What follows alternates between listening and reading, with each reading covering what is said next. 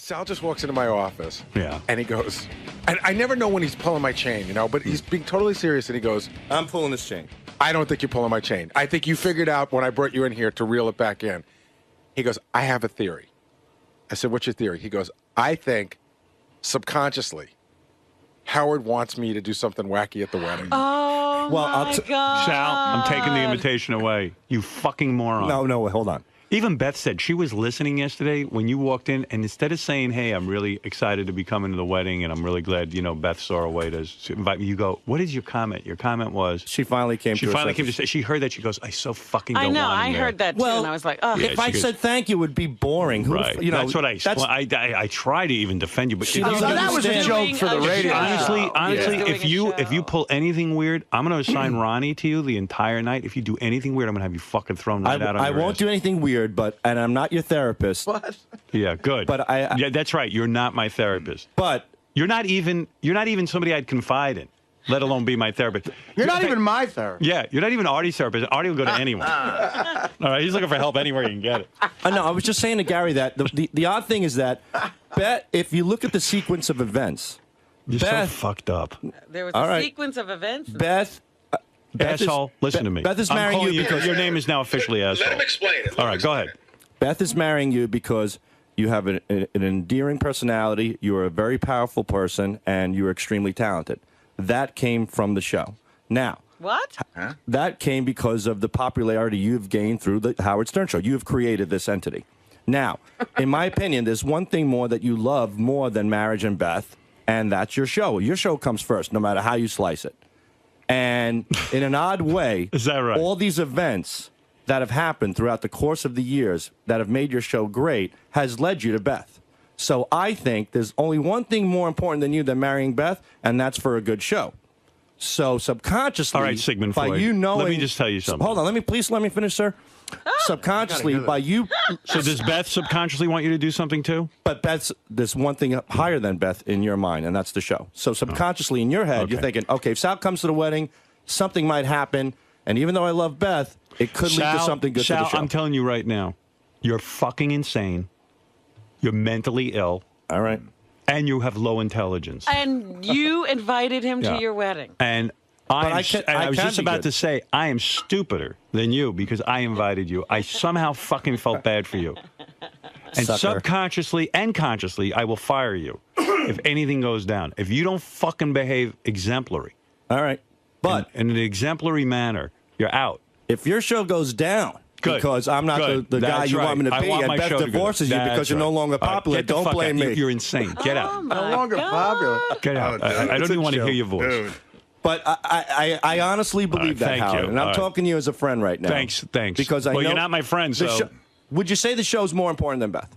no, I would not. Really? I would not say that. Would you say in the past the What show? what I'm saying to you is this, Sal. Very simply, I felt bad for you Thank you. because I know you're a fucking head case, and I know how you're a crybaby. I'm not a And I know crybaby. as tough guys, you come off and you try to make jokes about everyone. Second, anyone says anything about you, you go into a paranoid fit. So No, I I didn't want don't. you to fucking bum out that day. So we took some compassion on you. But the audience is right. I'm an asshole for inviting you. Really? You're an ungrateful retard. ungrateful. Yes. How am I ungrateful? Because here I've invited you, and your reaction is bizarre. It's not. I don't know. I just that every time that we go You're out, saying you're so fucked up that if I invite you, I want something bad to happen. not bad, but something Yeah, okay. interesting. Well, here's what I want to have happen. Oh, it won't be interesting without you. No, but keep in mind, Sal, Howard, do this- me a favor. This is just a Honestly, theory. this Just is a for theory. real. This No. is for real. Here's my theory. No, Do let me a me- favor. no. I'm Don't say it. I'm Don't. taking it back. I No. don't want you to come. No, Howard, I it's don't just want you a to theory. come. No, It's don't it. do that. You're not being allowed in. I'm No, telling you. I don't hear you. I'm taking my headphones no, off. I you're can't out. hear you. Come You're on. out. I can't hear you. You're going to have security there just to stop Sal. Yeah, he's not coming. Come to think of it, I had a party for Artie at a pizza place. He threw pizza at Scott DePace Well, at the they party. had a food fight. Yeah. Yeah, it's true. What the fuck am I thinking? The guy's a retard. What he just said, man, I hope there was some humor in that because that was the scariest thing I've ever heard. No, he was serious. It wasn't. Here's how I know it wasn't. I'm serious. He floated that theory to John Hine on the way home yesterday in the car, which John said, Sal, just leave it here. And then he said it to Richard this morning. And Richard, of course, being a great employee, said, you got to go tell Gary. Yeah, but because doesn't he realize what he just said insults Beth too? He's you know, He's he's not directly saying she's marrying you because you're famous, but he's sort of saying that, you know. Yeah, well, He's exactly saying that. Yeah. His whole life is based on this show, including Beth's love for him. Well, he just insulted the shit out. Like, in other words, Beth's with you for the show. Yeah. So He horrible insulted insult. you. He insulted her. He insulted and whether that's the everything. case or not, why would you say that to me? First of all, He says it like it's a matter of fact. Yeah. And that you know it. Yeah. first of all, anybody who knows her by now fuck knows off, Sal, it's really. not Hold the on, dude, case. that's not how Really, it- wait do a me a minute. favor. Don't come, will you? Well, hold on, but wait. I didn't say that about Beth. No, Not at all. I you said, don't- yeah, okay. I said the popularity that you've gained by creating the Howard Stern show has led you to Beth. Okay. I mean, it's just all right. So in it's other words, so biorhythms. that's so important to me that something weird should happen. No, not something Sal, weird. This is retarded. I don't want to talk to you. Okay, I don't but want you to come. I'm not It was a gonna, mistake to I'm not invite going to you. disrupt your wedding. I have a theory that subconsciously. How about this theory? I don't want you there. You know, but I wanna take back the invitation. Now you're being ridiculous just based on a theory. It doesn't mean I'm going to do No, anything. I don't know. I don't know what you're capable of. I'm not The capable audience of is right. anything. But the point Why is, am I torturing myself with you? I don't know. I don't either. I don't even made know a how- mistake. I thought it was important to you, but it's not. It's When very you're important. There, No. you're going to be thinking about Sal and what he might Yeah. No, Yeah, you I won't. need to have a nice You know day. I've been good. Your birthday party, Bubba's Yeah, wedding. you sucked at Artie's party. You fucking threw pizza in Scott DePace's face. Well, that I was was a- going to fucking kill you. Yeah, that's true with that one. Forgot about that. But after that one with Artie, I was at Artie's house recently. I was great at your birthday party. I was great at your Yeah. engagement party. I was great at. All right. And I'm going to be Don't good. fuck But up, you have to man. understand, I'm Howard. telling you, I'm being serious. I know, I'm not, You want but me yeah- to give you the talk off the air? I'll give you the talk. No, you don't. But I'm not talking to you. Because he'll still think you're telling him subliminally. Yeah. you have to fuck you up. have to understand. It's just my Dominic, perspective you're on the based air. on your show.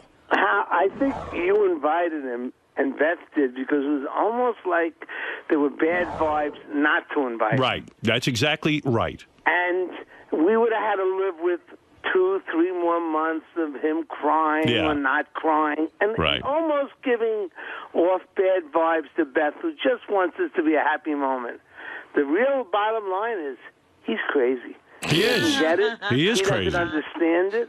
Well, And why do he- you think he can't get along with his wife? She can't even communicate with him. But he really believes all this. That's what you're all missing. Yeah. He truly believes all he tells you. Yeah, he thinks he can read your mind. Beth loves Howard, and that's why she wants to get married. And what's the And I difference why agree. she wants to get Nothing to married? do I with invited you to the wedding because I wanted you to feel a part of things. And I appreciate Yeah, that but greatly. I made a mistake. I realize it today. And with that sentiment, why do you want him sitting there? No, I don't even want you there.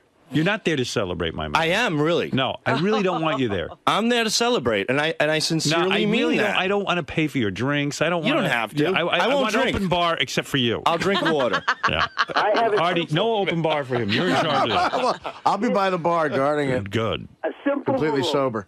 You're not going to drink at my wedding, right? That's right. Well, I mean, the goal is to stop drinking, yeah. How'd it go yesterday with your 2.5-hour session? I'll tell you what, it actually went great. Yeah? He actually, at the end, he did some relaxing stuff, not quite meditation, but No kidding. stuff I got into. Nice. Very helpful, because I Howard? had a stressful Sounds- day the rest of the Sounds day. a little new agey. Yes, Dominic. Yeah, How it about was. a simple rule? Let's see if he can do it. He cannot discuss the wedding until the wedding. He's not allowed to bring it up. He can't give it. I don't want him going. I'm not kidding.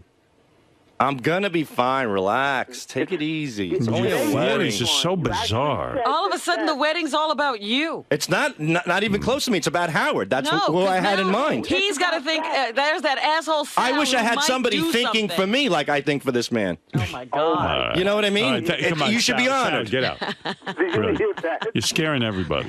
Robin's kind of right. You are making this wedding about I'm you. jerking Howard's chain. You guys can't see past that. Come on. I don't think you're Oh, not. Dude. it's such a Dude, bit. yesterday in the hallway, Come on. you said the same thing to me and Richie in the hallway. Of You course. said, Well, I gotta warm everybody up to make it seem real, right, Richard? Yeah. Am I see? Richard said that you can behave if you want to. Of course I can, and I'm going to. I'm playing Howard. Don't you understand? That's part of my genius. I get them all worked up and scared. That's part of Sal's biorhythm. Oh, yeah, the biorhythm. To go on the air and pretend like he's going to be crazy, but when it comes down to it, he's not. Richard, you think he's going to behave? Yeah, I think his biorhythms will be perfectly in check, and he'll behave. What does that mean, biorhythms? Biorhythms, I don't know. It's, it's Means you'll a behave. combination of bio and rhythm. I don't know what the hell it is. Is that like Come on, Mason. pheromones? It's your biological rhythm. Right, Sal? I'm not going to do anything at his wedding. Come on, I'm fucking playing these guys. John Boy, you're on the air. Why don't you just put him in like a Hannibal Lecter transport dolly with a mask and then have someone push him around so he Not a can't bad fuck idea. nothing up? Yeah. I think a cage like you do with a dog. You How about try I to not let him train. in the door? Beth, you're wearing I a wouldn't, Fino I wouldn't skin let him cream. within 60 miles of your wedding. Really? No. Within 60 miles. He can't even come You know what into it is, the Howard? city. Fred was very definite. You know what? It's not even like he's going to do something that day. Yeah. It's you're like right. this poison pill that you swallow. Somewhere down the line, it might be 1 week, it might be 2 weeks. He's right. He's it right. might be 3 months. Fred's very wise. But he's going to do something that's going to ultimately hurt Beth See. and piss you off. Wow. Yeah, he's right. It could be a reaction he says on the air about the wedding. Because It it's could- it's kind of like what he did with the Beth jokes in his routines. You had to talk with the guy, By the way- and then he still did it. It's like a compulsion. He can't help it. After Beth and I went and got our tattoos, we called Lisa G to give her the exclusive. We couldn't even get a hold of her. Really? I said, boy, she's slipping. What was she up to? I don't know. I couldn't get through to her. Well, you know, she did say she washed her hands of the whole thing. She couldn't get any information, so she was like, I'm done. I'm through with it. Took the day off. Lisa, come in here. Where were you after we got these tattoo things? I didn't even see her out there. Yeah, there she is. I hear her coming in. Sounds like a herd of elephants. There she is. What happened? We called you to give you the I exclusive. know. What But I happened? finally spoke to Beth, so Yeah. just ran in here. Lisa just sprinted into the studio. I was trying to find out what Sal meant by biorhythms. I don't what know. did he mean? He I- doesn't know what that is. He makes me. Yeah. What did he say? He didn't really explain it. Because he doesn't know what he's talking about. He says shit and he doesn't even know what he's Yeah. saying. I'm telling you. He's not going to be able to help himself at the wedding. He's giving you his subconscious warning. The Absolutely. people that have these problems, they can't. When the moment comes, it's like You got to he's make not it going to be about. able to help. He's going to He's do right. something fucked. And he's, by saying it here, that's his way of getting your tacit approval. If you Right. still have him at the wedding, Yeah. you're sanctioning I don't want him there. shenanigans. I don't want him there. It's almost I'm not like kidding, you're Gary. saying, I have a "Bring big it on, announcement." Sal, What's for the the announcement? show." I'm not kidding. I didn't even bother printing it out. Beth just sent me an email, and it's just one line. It said, please tell Sal to show some class and not show up at the wedding. Right. Wow. Wow. That's fucking. Well, What did you say, Lisa? That's not good. No, she Well, doesn't Sal want him does there. that all the time, I though. know, it's- He had an invitation, and he then screwed it up. Yeah, he got in the door, but he's not coming in. So will that open? Can I take Yeah. the hot chick again? Or no? I think that's only fair. Well, He's got that. You know what? I have to. You know what? As fucked up as this, I have to agree with Beth. I think he's acting a little odd here. And Yeah. It's like why? She's His right. priorities Yeah. are all messed up. yes, Ben. Hey, Stern. Yeah. Hey, you better watch Sal, man. This guy's like a fucking crazy stalker, man. He might try and kill you one day, just for the better good of the world or some shit. You know, I don't. I wish I totally disagreed. Yeah, like one of those unfortunately, stalkers that out has in the some bushes. validity to it. Yeah. No, I mean, listen. I just think he's overthinking this, and it's in his head, and it's probably better for Sal too. That whatever. You don't go. It's for his protection. Yeah. He might. You're lucky you didn't let him sleep at your house that one night. He might try to sniff your boxers or something. I would never let him sleep at my house. No, he'd be walking around like in Beth's wedding dress. Oh, here comes more idiotic talk. Yeah. What is it? He's definitely. Dude, crazy that's not psychopath, kidding. man. I know. You You're know out. what? You better not go. Yeah, I feel bad for you, Howard. Right. Oh, Here my he goes. God. Right. Okay. There he Good. goes. Thank He you. just No, stepped no, on no, it. don't Shut go. up. Good. Shut up now. No, I feel bad because I put you in a strange situation with the person that you love. No, and no, no. It's a big event. I'm sorry. No, you've put me not in a strange position. You're strange, and I feel like you're crazy. But I'm not. I mean, You know, just No, he's a psychopath. There's a difference. Everybody knows I'm not a psychopath. We do? No, they don't. It's just that what happens is I have certain thoughts, and then I put them out there where most people would just dismiss the thought. Right. I allow the thought to run, and I think You of mean scenarios. like thoughts like of people killing another person? No, where does killing come into any of this? Sal, you just described what a pedophile thinks. They have certain. No, I don't. You see, that's what really bothers me. That has nothing to do with it. No, but that's what Pedophilia an- and but that's killing what an has idiot nothing to says. do with somebody who is thinking about the show and thinking about things that coordinate with the show inside and outside. I'm just obsessed with the show. That's what it comes down to. But I do apologize because I feel really bad to put you in a strange situation like this because, you know, this is a special day for you you're and Beth. messing me up. And I just went with a theory, and I didn't want to put you but and you Beth see, in a that situation. theory- But hold on, to continue. What did you mean by biorhythm? Well, biorhythms is everything that you do in life coordinates with something else that would happen. Like for every action, there's a reaction, so to speak, and that's what biorhythms. Yeah, exactly. Biorhythms But hold are on. not Fucking that. mass murderers. In regards to Beth, I just don't want her. You know, Beth knows me as well. I think to a certain extent. Really? Don't take this. I mean, it's hard for me to explain this. Beth, don't take it so personal. It's just a theory I have about she doesn't Howard, want- you see, you and it gotta has consider nothing to do with a Beth. wedding is the most important day in a girl's Absolutely. life. She's never been married before. This is like her big day. Yes. And she wants to share it with only people she's comfortable with. I'm going to explain it to you. And people who are wishing her well. And I do wish her well. And having a creep like you there was a big leap for her because she felt, you know what, you work with me, and I'm going to do this for my future husband, and, you know, maybe this will be nice. And I agreed. And then you go and, And then you open your big yap again. And then you're like, gee, subconsciously, they want me to fuck up their wedding. Well, And not it's like, they. dude, Again, I was looking at you, and I know me, she's okay. I and know whatever. And it's like if you're having that thought, that means you're starting to think, gee, what do I need to do to please Howard? You know what's interesting? You're insane. He thinks that you talked Beth into inviting him. It was really something she did. I don't think that. Do you live in my head? How would you know that? Because you're saying Howard secretly wants you to do something. Howard didn't invite you. Well, how do you know that? I know it. Well, whatever the case may be, the point I'm trying to make is Oh, God. I'm getting all choked up Just here. die. Thanks. Do us all a favor. Jesus Christ. Who would want somebody to screw up their wedding? Jim was so right. Yeah, to I dump know. you. Like subconsciously, I want him to fuck up I my can't wait to wedding. high five Jim when I see him. Good. I'll snip do his it, fingers do first, it, then I'll high do five it, him. Do it. Anyway, Nick, then you're on you'll the die. air. yeah, then I could die in peace. Nick, you're on the air. You'll die happy. Subconsciously, you want Sal to be your best man at the wedding. Right. Sal already figured that out. See, I'm smart enough to realize that's not the case. Sal, why can't you just tell Howard you're going to be on your best behavior? But I am. I'm going to be. I just No, you're not. You're having thoughts No, that no. I'm secretly Bad sending you thoughts. messages subconsciously No, to it's do a theory. something. It's a theory. That's all it Oh, is. I see. And you have to remember, Well, Howard. good. It's only based on the history of the show, and that's the only thing I was looking at. But I'm not going to do anything. What I history do of the show are you referring to where I had people fuck up my life? Well, who every work time. with me? Every time. No, every time there's an event. You're a depraved fan. That's all. No, I'm not. You are. You're insane. No, I'm not. Every time. James, go ahead. You're on the air. Howard, this motherfucker. Good God. The whole reason you were getting married was because people like him disrespecting Beth. And now that you're getting married to her, he's still not respecting her. No. You're gonna have to fire somebody and make them believe you mean business. I know. Shut up! Listen, this guy, you're totally off the mark. This has nothing to do with Beth. It was just a theory. It's her wedding. Yeah, but it's her wedding, and you know what? She's entitled to the greatest day of her life. She's a sweet person, and I'm grateful that she was considerate enough to allow me to go. I mean, that's a very magnanimous thing to do. All right. But listen to what you just said in that last 20-minute soliloquy. You said, with Beth listening, obviously, you said the show's more important to Howard than Beth. No, in my mind. Oh, he loves to just do Howard that. has said that. You've said that in the past. No, he has. Yes, he has. Matter of fact, he said the direct opposite. He said the direct opposite. I don't know. Beth is extremely important to me. Yes, I agree. More important than anything. So just cut it out.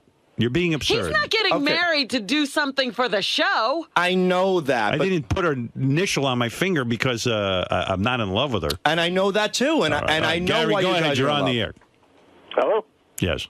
I think that Sal has a very negative personality. Yes, you're right All you about have that. to do is look at his relationship with Artie and how everything went down, all the good shit that Artie did for him, Right. and how he ended up repaying him by being a total asshole later on. I think that if you let him in a wedding, every little thing that happens at the wedding, like where you sit him and where you sit other people, I think that like Fred said later on, that's the kind of. I'm sitting him next to Fred, so Fred will keep an eye on him. I will punch you. Fred. No, but it's not even what he's going to do that day. I just Howard. want to swear somewhere down the line. Somewhere down the line, and I'm actually trying to do you a favor, Sal, whether you realize it or not. I'm trying to protect you from doing something incredibly dumb. I agree with just Fred. That's kind of where I'm coming from. Yeah. I mean, like, me and Sal had issues, but me and Sal are friendly now. We worked everything out. Everything's cool, and I was wrong in that, too, I think. But I'm coming where Fred's coming from right now. I really think, Sal, and it's real seriously, that it's better for you and everybody not to. Because you're really overthinking this, and something weird might happen. Well, Artie's right. You have weird thoughts. You even ruined your wife's New Year's Eve party by turning off the TV during the midnight countdown. Right. Like you can't control yourself. Yeah, but you know what? Who wants to see that stupid, lame people? Your wife did. I mean, is this what that party? Right. Your wife did. But you know what? It made the event. I mean, that's how I look at it. Your wife can't stand you. She's going to other guys to get emotional support. How does that make the event? She's like, I just want to be with a guy who's not retarded. Howard? Yeah. Did he get kicked out of a Passover Seder for doing something? Yeah, he fucked up there too. Right. And what he did thought, you do? and he thought he was doing something nice. He thought he was doing something nice too. It was a Seder. We read from the pamphlet. We read all that stuff and the prayers and whatnot. And then at the end, I was so impressed with the Jewish religion that I had no idea about it. That I raised my glass in honor to the Jews, and I said, I'm officially a Jew for Jesus. Now, I didn't know Jews for Jesus actually condemned Why do you always have the to Jewish... say something? I Why didn't can't know. you just sit and relax? Because I wanted to do something nice. It was my way of extending my Can't Catholic... you say this was a beautiful ceremony? And as someone who has never seen one of these before, I'm very honored to be here. Boom. Extending my Catholic what? I was extending my Catholic beliefs and trying to mend it with the Jews. I was very impressed. But it was just a Seder. It was a sign of endearment. That's all it was. All right. I'm sorry. I mean, and that's what I get. You seem to be misunderstood all if the I'm time. negative, I don't want you misunderstood at my wedding. Look, you always say I'm stupid. I never believed you. But today I believe you, and I finally put two and two together. I don't even know how to express to you how sorry I am that we invited The mistake you. that I made was extending my thoughts a little further, just explaining a theory or two. But again, are you going to be theorizing during the wedding? No, nothing. So I'm afraid you know what I'm going to do at the wedding? I'm going to sit back, relax, and be happy for two people that are extremely in love. No, you're not. All right, well, Fred's right. You're in my head. You can't tell me what's in my head. Oh, I know exactly what's in your head. You're telling him what's in his head. Why can't we tell you what's in your head? I didn't tell him what's in his head. I theorized what could be in his head. But I know that's not the case now because he explained it to me. Jeff the drunk, you're on the air. Sal's a fucking moron. Right. Even Jeff the drunk knows. Wow. Jeff's drunk and he knows that. I would find it a pleasure if you invited me. I know you would. That's out of the question. Well, no, I'd have Jeff over Sal. Do I know something? He'll do something stupid, but at least it'll be an isolated, contained stupid. At least he's not mean. Right. I won't do nothing stupid. Yeah, and if Jeff drives his house, it's more people to go home with him if if people get drunk. No, I mean, I'm telling you, at this point, I trust Jeff more than you. Well, that hurts, but that's all right. I'm just back For here Jeff because to take time out of a busy day to make this call, Sal, you got to think about it. That's true. I feel bad for you and Beth putting you in an awkward position. That wasn't my intent. That's all I wanted to say. And I'm sorry to Beth. All right. And that's it. Because, all right, thank you. Do you think Fred and Artie don't want you there because subconsciously they're jealous of the attention you're going to get from the stunt you do? Please stop it. All right. That's a good theory, though. No. That's so stupid. I think that's in your head. No, that's not in my head at all. Thank you. And, me and Fred are going to be in the corner. Why didn't I think of getting naked and sitting on the bed? You have to remember, what can we do to I am very grateful for this. Sal's so smart. He made the wedding by getting naked and sticking his cock in Beth's ear. Yeah. Right. And then, during the toast. Mark Consuelos. Oh, and that anti-Semitic toast. Jesus. It's unbelievable. And we did the chocolate bandit mask on Mark Consuelo. I don't know. Yeah, I'm such a nice guy. I keep getting sucked into your stupid universe. There's something wrong with me. You're a smart guy. I wish my therapist would return. He's gone for the month. Is he really? This is why this I could talk to happened. you. Yeah, this is why it happened. He kept me. He said, "You don't want Sal there." They leave in August, therapist. I just want to say I'm sorry for putting you both in an awkward position. I am grateful. And I'm not sure. And you have to remember. Can I say something? I know I'm on the fence. I have to live with that. I'm going to come to you privately and probably ask you not to come to the wedding. Please don't do that. I'm going to do it. Beth has already requested. I know, and that's fine. And you have to understand. When I do, just be a man about it. That's going to be playing into his head, too. But you have to understand, Howard, prior to the invitation. I tried my best. I can't know. have you there. I realize it's a mistake. prior to the invitation. Yeah. I came on the air and I said, I understand I have to suffer the consequences. I did something wrong, and I walked away from it. So, Yeah, and we invited you, and now as soon as we did that, we're but I just had a regretting it. theory that you want something a little kooky to happen. I don't. But that was Your just theory scared me because and you that's might all it act was. on it. No, I won't. But I won't. Yeah, but you know might have me. if I hadn't interceded. But I was smart enough to tell you I had a thought of a theory. You said don't do it, and now I'm But you not. still think that's my theory. But it's not. It's just a theory. Which but you still think I think that. And that's what scares me. No, I don't think that at all. Yeah. Yes, he does. We got a question, Sal. When you were theorizing that Howard wanted to do something, did you come up with any ideas of what you might have done? No, it didn't even go What do you that think he could do? far. What could Nothing. you do? Tell me the stunt you could pull. Nothing. I couldn't. Listen, it's your wedding. No. Would you rub your cock on the No. fruit? No. You did that at Artie's birthday. Did you really? No, I He did rubbed not. his cock all over the fruit. Oh, stop. Tell the truth. Did he really? Tell I the didn't know truth. George Takei was there. The sausage and peppers I made for Artie at his beach house party, I smacked my dick on the hero. Wait a thing. minute. Yeah. No, you didn't. No, I didn't. Did I'm you joking. really, Sal? No. Sal, you remember what I said when I ate that sandwich, you motherfucker? He said to me 6 times, don't fuck with my sandwich. It's sausage and peppers. And you slapped your cock on it. Tell him the truth. Sal, did you do that? No. I Did wish I you? could pull his leg, but he'll kill me. No, I won't kill you. I'll just because didn't. I said I was going Not to even say close. you were very nice in my house, but this is a different thing with his wedding. It's in your head. It's too crazy now. Like, No, just I stay didn't away do that from- to you, You're hero. I'm nuts. joking with you guys. All right, you're I nuts. believe you, but I whatever. would never do that. And again, whatever the consequences are, they are. Again, it was little the theory. consequences are, I don't want you to come. There it is. We're putting it out on the table. That's awful. It's it's just a big mistake. You got to get that through your head, Sal. I mean, Beth already made that decision. Yeah, and I feel very bad. And I'm, Beth, if you're listening, I'm very sorry. And that wasn't my intent. Why would you Again, sabotage yourself like this? Yeah. You were you almost didn't get invited. Right. Why would you think of anything? You were flying under the radar, and you put yourself back on the radar. Right. And I was deliberately flying under the radar out of respect to Howard and Beth, and it was their special day, and I made a mistake. Continued. Yeah, and then once I got it, I just had, again, a theory, really no relevance to Beth, but now I see the big picture. You completely forgot how you almost didn't get invited. Yes. As soon as the invitation came, my mind was just like wiped like a clean slate. And, right.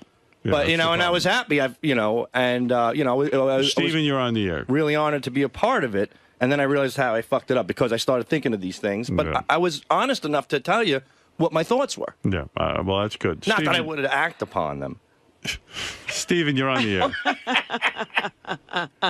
I don't know what I'm saying. I mean, I'm really. I'm like. listening Listen, to, let me put it I'm in your listening, perspective. I'm listening to myself, and it's just coming off so wrong. It's not even close. Now you're like everybody else.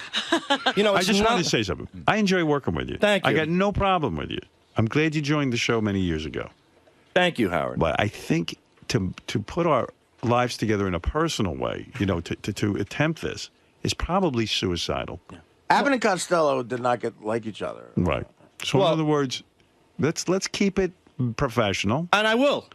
And so don't come to the wedding. Do me a favor. I want you to bow out now. I want you to say, I don't want to come. Well, I want to come, but out of respect to Beth and you, if you don't want me to come and it makes you feel better, I certainly thank will you. not That's- come that's because nice of you. Beth at least deserves that. If your wife wants to come, that's fine. I'll send her for real.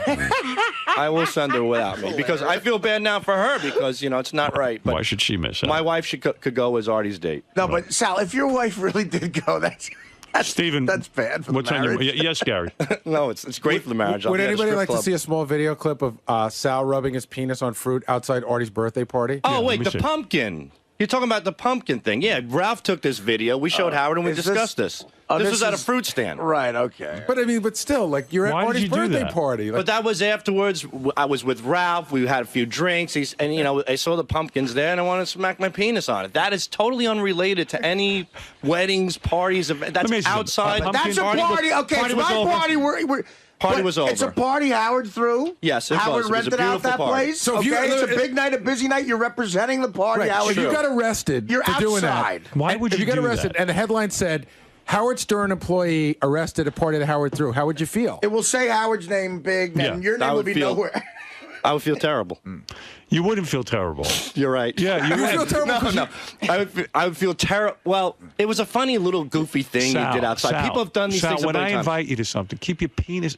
Forget it. This isn't going to work. No, I do. You're See, retarded. Gary's instigating this. This is an old thing. And why would you touch some pumpkins that people have to handle with your penis?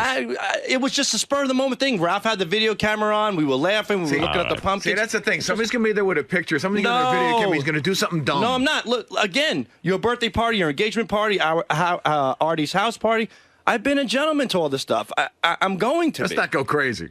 I've been. No, but there's examples the other way. Look at that. Like that's not even funny. I mean, it's not even funny. I know it's not. Someone told me, you have to see this pumpkin video to believe how ridiculous it is. But let me just say something. I heard at Christine's, your wife's friend's wedding, you stripped down to your underwear and danced in the middle of the floor. True or false? There's a story behind that, though. Is it true or false? Oh, my God. True or You false? admitted to this and you humped the bridesmaid, right? No, I didn't hump a bridesmaid. True or false? It's true, but okay, that's it. But this that's has. it. Hold on, Howard. This was I a don't long. They wanted him to do it. Right. See? They didn't want. No, They wanted him to This do is it. what Everybody wants him to do it. This is what happened. Subconsciously, They did the conga line thing, and the DJ handed out boxer shorts and hats to the guys, and the guys took off their shirts. I took off my shirt too with the rest of the conga line, but they were out of boxer shorts. So as a goof, I dropped my pants and showed my real boxer shorts. All right. And that's what happened. And was it your wife really angry? She's always angry. It's in her nature. Don't you think it's interesting that your wife? So maybe it's you. It's not your wife that's the problem. Maybe she's always angry because you're fucking up all the time. I don't mean to fuck up. That's the problem. My intent's See, always good. You don't know that you're doing it. And were you a gentleman at Artie's pizza party? No. You're fucking. I turn around and you're in this nice fucking restaurant. They've never opened this restaurant for just one person before. They did me a favor. I turn around. You're over at the pizza equipment. They're nice enough to let you make a pizza. You take it and you start throwing shit in the restaurant at Scott DePace. Right. And dude, there it is. There's the video. Scott didn't start that. He reacted, which I would have, but it's a reflection on me. Like, You're they right. had the party, and they were disrespectful to the pizzeria and all that kind of and shit. it's a famous place. Like believe me, they're looking for stories like that, especially with Howard's name with that. right. And outside, you're fucking a pumpkin. Yeah, and you put your cock on pumpkins. I don't even understand that. And while we're at it, do we need to tell that one more wedding story? Did you go to Billy Mira's wedding, commandeer the microphone, and start singing filthy songs about what you want to do to his wife? Yes, I did do that. I had a lot of alcohol in me. You can't not invite Sal now. No, Sal, you're out of control. He's gotta no be. one Well, wants you know that. what? You know what? Maybe we want to have like a classy dinner for our friends. This And- is not. It's not. You know what? You're not even missing out on anything. It's not Right. even going to be that good. Well, maybe this is an epiphany for Yeah. me, and I'll consider this a wake-up call. That have you ever behaved at a wedding? Yes. No. There's not one example. Mine. Yeah. I was. How were you invited to that? All right. Thank you. But I'm sorry, Thanks. and, Thanks. Consider bowing out and saving me the aggravation of having to tell you know not what? to come. You've made me see the light. Thank you. I'm sorry for extending my thoughts and being honest, and I will bow out of the wedding, and I Thank you. apologize to All Beth right. if she took offense to anything. All right. Thank you. He's insane. I don't. What is he doing? He's just got this compulsion. Yeah. Look, I'm It's a an sickness. I'm an inappropriate slob. He makes me feel so good about myself. You know something. I mean, jeez. He But knows you know nothing. what? It's actually, Like, you know- I really do agree with Fred. It's really better off for him. This is fine. Yeah. Whatever. You know what? It's He'll like- keep working here. He does good work here. Just stay away from the other shit. He does. I like the guy. Yeah. That's the crazy thing. I'm trying in the worst way to invite him. Because he's admitting now, he goes, that He did has- happen. yeah. I got drunk. Someone provoked me with a camera. He has blah, no blah, blah. boundaries. Right. There's no boundaries. No. Right. And now he's then got he's me going to get thinking, around all of us, and he's going to like go berserk. at my little... And then what he always does is he'll go ahead, he'll do his stupid thing, Right. and then it's like he'll beg for forgiveness. But in the meantime, he's already on the way home going, how proud he is that he got away with it again. And now he's got me thinking, at my get-together, like Sal said, Art, let me make you a sausage and pepper sandwich. I'm so good at it. And you know what? He made me a great sandwich, but I said, Sal, listen to me. I better not find out later you like came in this or Yeah, something. you 'cause put a I will- pubic hair in there. And now I was... think he rubbed his dick. Yeah, in it. now I'm thinking that. Yeah. Might have happened. Hey, Artie, how was the That's my provolone? My point is, how can you have the guy? You were supposed to be thinking about Beth on that day. Right. I'll be not thinking about Sal. Right. Yeah, And he that's wants a good that. point, too. Yeah, who Put needs Sal that? in the wedding dress. Really? What happens? You play a bit on the air. Here, hold on. Let's talk. Let's talk. No, I don't want to talk anymore about this. Come on. You definitely crossed that line. You said right. You didn't want to, and you did. It's actually, but I really do agree with Fred. Are you surprised that? You surprised by Beth? By Beth's email? No, I totally get where Beth's coming from. I mean, you know, it just got a little out of hand. I know. I don't know. It just stinks. You know. Are you gonna try to reach out to her and apologize? I did, and you know, if I were to call her up, it would seem forced. You know, I don't know. Oh my God, did I fuck up? So you can't go now, really? It's not even so much that I can't go. I think the right thing for Beth would for me not to go. You know, it would be for me to bow out of respect to her. You know, I really don't. I mean, the last thing I wanted is for this poor girl to start thinking, "Oh my God, what is this guy gonna do?" That wasn't my intent. I just kind of wanted to, you know, like I said, I was just jerking around with Howard a little bit, and you know, sometimes these things backfire on you. You know, that's what happened. He's not coming down here, is he? Oh, Robin, I'm such a fuck up. I don't know how you did that. I'm still trying to figure it out. That was what? How long were you invited? About 48 hours? Well, you know what, Robin, he can clear the air on the wrap-up show, and I'm sure everything will be fine. He'll straighten it all out on the wrap-up show. Right after this show. Amazing. What do I do, Robin? You're smart. Look, I have to be the great... You gotta just be quiet. I'm gonna shut my fucking mouth. Because if I tell you to go do something, you'll fuck it up. All you had to do. You get it, though. You get it. All you had to do was be quiet. I know. You don't say everything that comes into your head. If stupid things like that are coming into your head, you definitely don't say everything that's coming into your head. I guess that's what officially makes me stupid. Like retards would speak out loud. That's right. Like a retard would say, "I want to eat a shoe." Right. You know. You're getting it now. I'm getting You're it. actually getting it. I'm such a fuck up. Oh. Only me. Why? Why did you even say it? Why did you even bring it up? Me, John. I was jerking around with Howard. Sure, it was a little. But you can't jerk around about this Because you put thoughts in people's heads. Now, even though you have no intention of doing something like that, right? Doesn't matter. Now they're thinking twice. I know the thought's there. I know, and that's crazy. You know, there's the show and there's the off the show.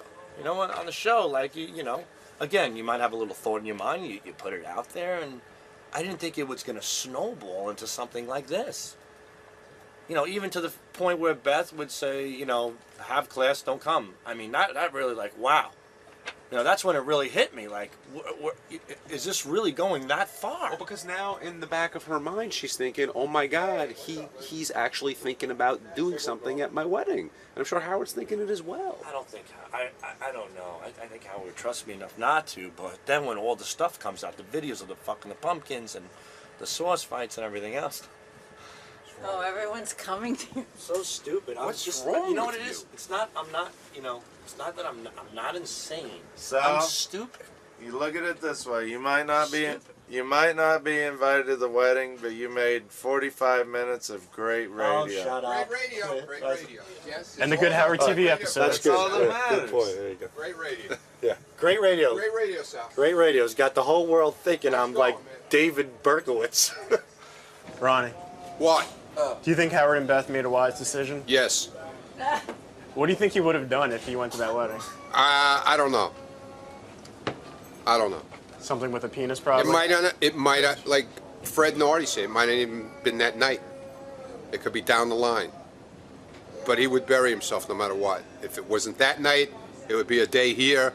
He'd be making comments about Beth or something she wore, or what she looked like, or what her hair looked like, or her necklace that she wore looked like shit. Anything. It could have been a week later. But he would have fucked up no matter what.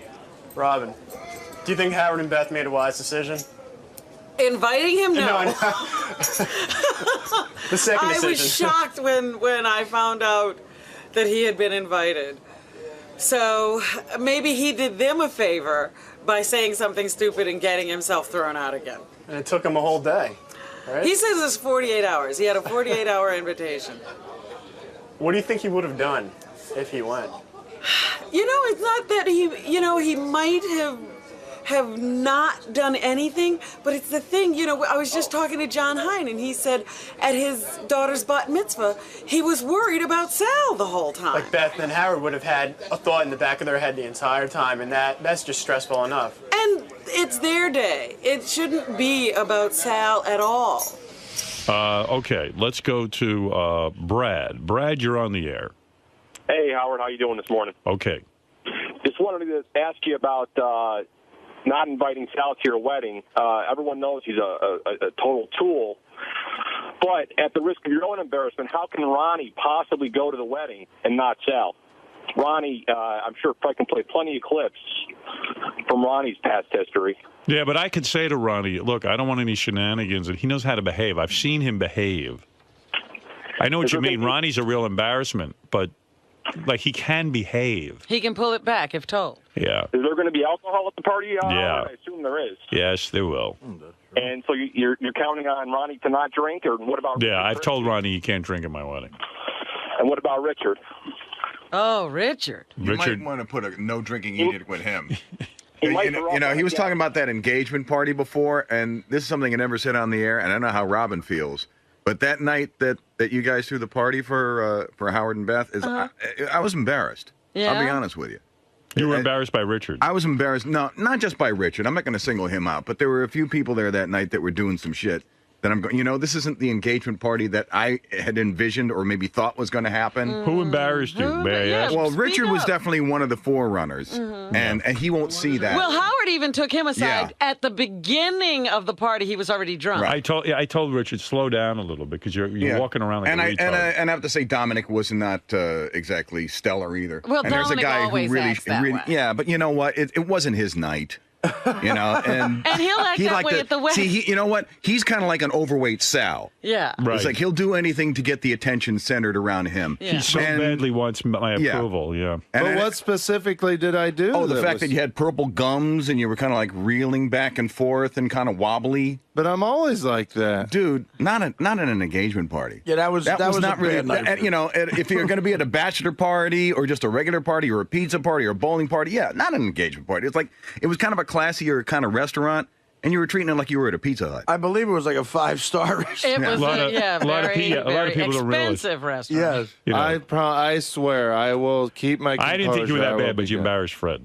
To me, that's me. Again, I maybe have a different standard that's unreasonable. I would say that Richard does that at every party, and maybe we've gotten used to it. Right. Yeah, but he doesn't do any antics. No, he just gets drunk and falls over in a corner. I kind of enjoyed watching that. No, he yells.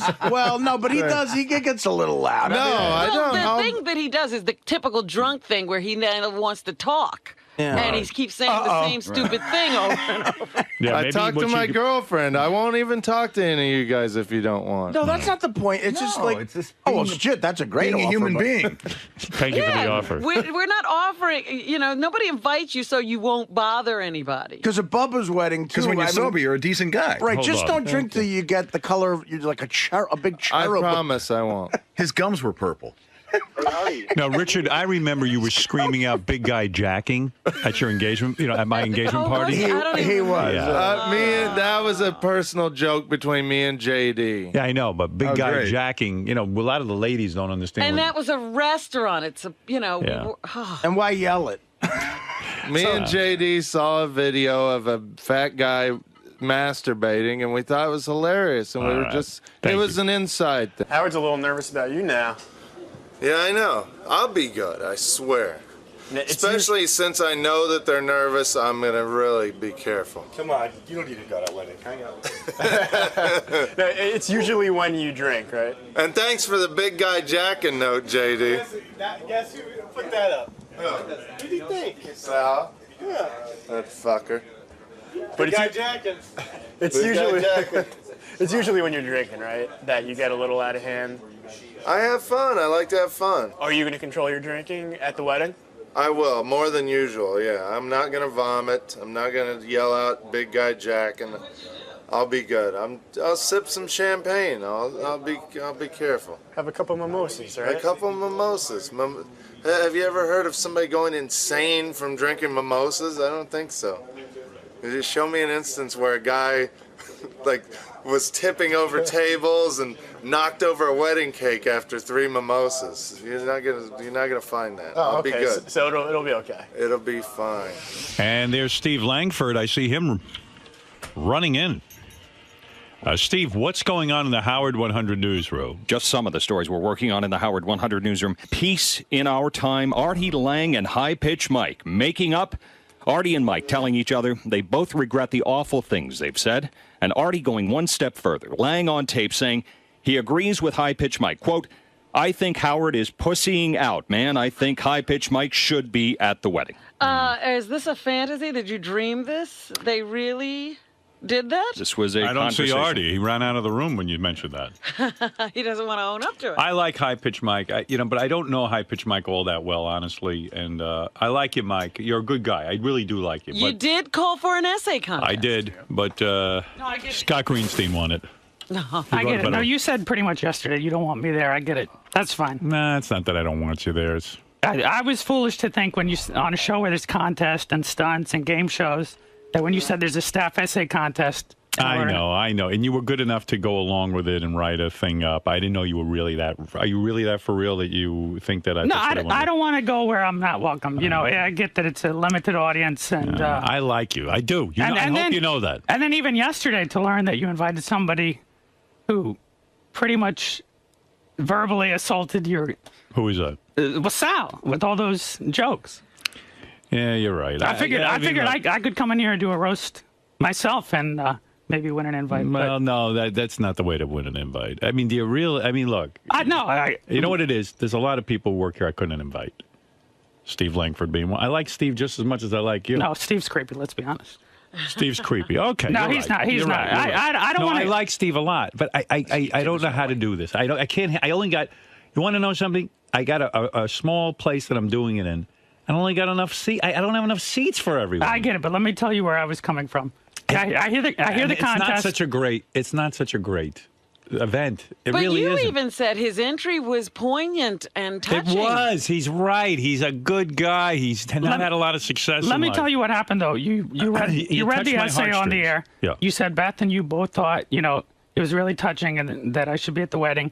So then I go to my boss, the news director, Brad Driver, and I say, remember that trip I had scheduled in October? Yes. I've got to postpone it. My parents' 40th wedding anniversary. Oh, come on. No. So you're not going? Well, I told them, I said, I don't know if I'm going to be home for your anniversary. Well, you should be at their anniversary. Well, now I should, definitely. Yeah, you really should. Even if I said to you right now, come to my you should be at your parents' anniversary party. Well, you know that. And I'm very fond of you. I hope you know that. Steve, I'm not so fond of. Take a number. See, this guy, he gets to me. I don't know why. Did you make up with Artie? Is that true? We had a few words yesterday at the Tropic Thunder screening. Good words. But I heard you wouldn't walk into the movie screening until Artie left. No, that's not true. I needed to interview him and Gary about the event. All right. That's all it was. So you're getting along with Artie now? We just said we both regret, what we've said in the past. And what initiated it? Two things for me. One, when they did the USO trip, yes. I gained a certain level of respect for him because that's something that's very unselfish. Right. And it's my new pal right here. When he did the USO trip, and they got attacked, that says a lot. You're putting a lot at risk. Right. And that moved you. That moved me. And then as well, the revelation over this week. the week. Yeah, that he's suddenly you thought maybe you could lose Artie. Well, yeah, if we lost him, even I'm going to be, upset. He's a good person at heart. We wouldn't hang out. We wouldn't be friends, in the real world. Wow. No, I'm saying in the real world, we wouldn't go to a bar and get a drink together. I understand. But he's a good person. I see that. Oh, yeah, big news. I'm glad you guys covered this. At the screening yesterday, both me and Mike sort of apologized to each other. Is this part of your therapy, you We're think? friends. No. Now I don't have anyone to be mad at except Howard. Well, now he's mad at me. Well, and I got to tell you, too, I think Mike has a point. I think he won the essay even Beth contest. said to me, she goes, how are you going to have Mike? We don't have any room. We don't even have a chair. Well, you just got rid of Sal and Christine. Who knows? Did I? I don't know. Sal might show up. Yeah, I think he's going to show All of a up. sudden, Sal's back in. Listen, you know what? You know what's making me uncomfortable? Everybody thinks this is such a great thing to go No, to. it's not that. It's not that. I knew I would never be invited. Until you mentioned that contest, I knew I didn't have a chance in the world. Right. But then All I right, thought, if you want to hold me to it, I would have you. again, I don't know. feel welcome if you don't want me there. It's not that I don't want you there. I don't have room for you. You do have room. You think I can make do you room? want me Can I to work look it? into Do you want me making- to check people in on the guest list? Oh, if you're willing to work it, I got plenty of room for you. All right, is that for real? I'll do it. I don't I'm care. one of the guys. I wasn't here. I didn't hear his essay. So his essay's pretty impressive. essay was good. I didn't hear. I didn't It see was very moving. He basically said, look, I don't have a lot of success in life. What I saw your contest as is for once in my life, to be part of the in crowd. Oh. You know, I thought just one day it'd be great to be. Didn't I have you to other things? I could swear you were at something. Weren't you at my I engagement wasn't party? Not at your engagement party, You were at not at some Robin's party. shore house, not at Artie's shore house. Did you get to go to something? I saw you somewhere. I remember it was bothering me.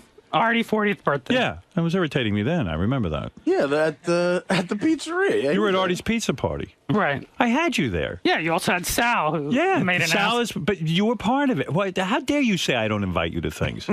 Now I'm mad at you. Come on. You were in the in crowd.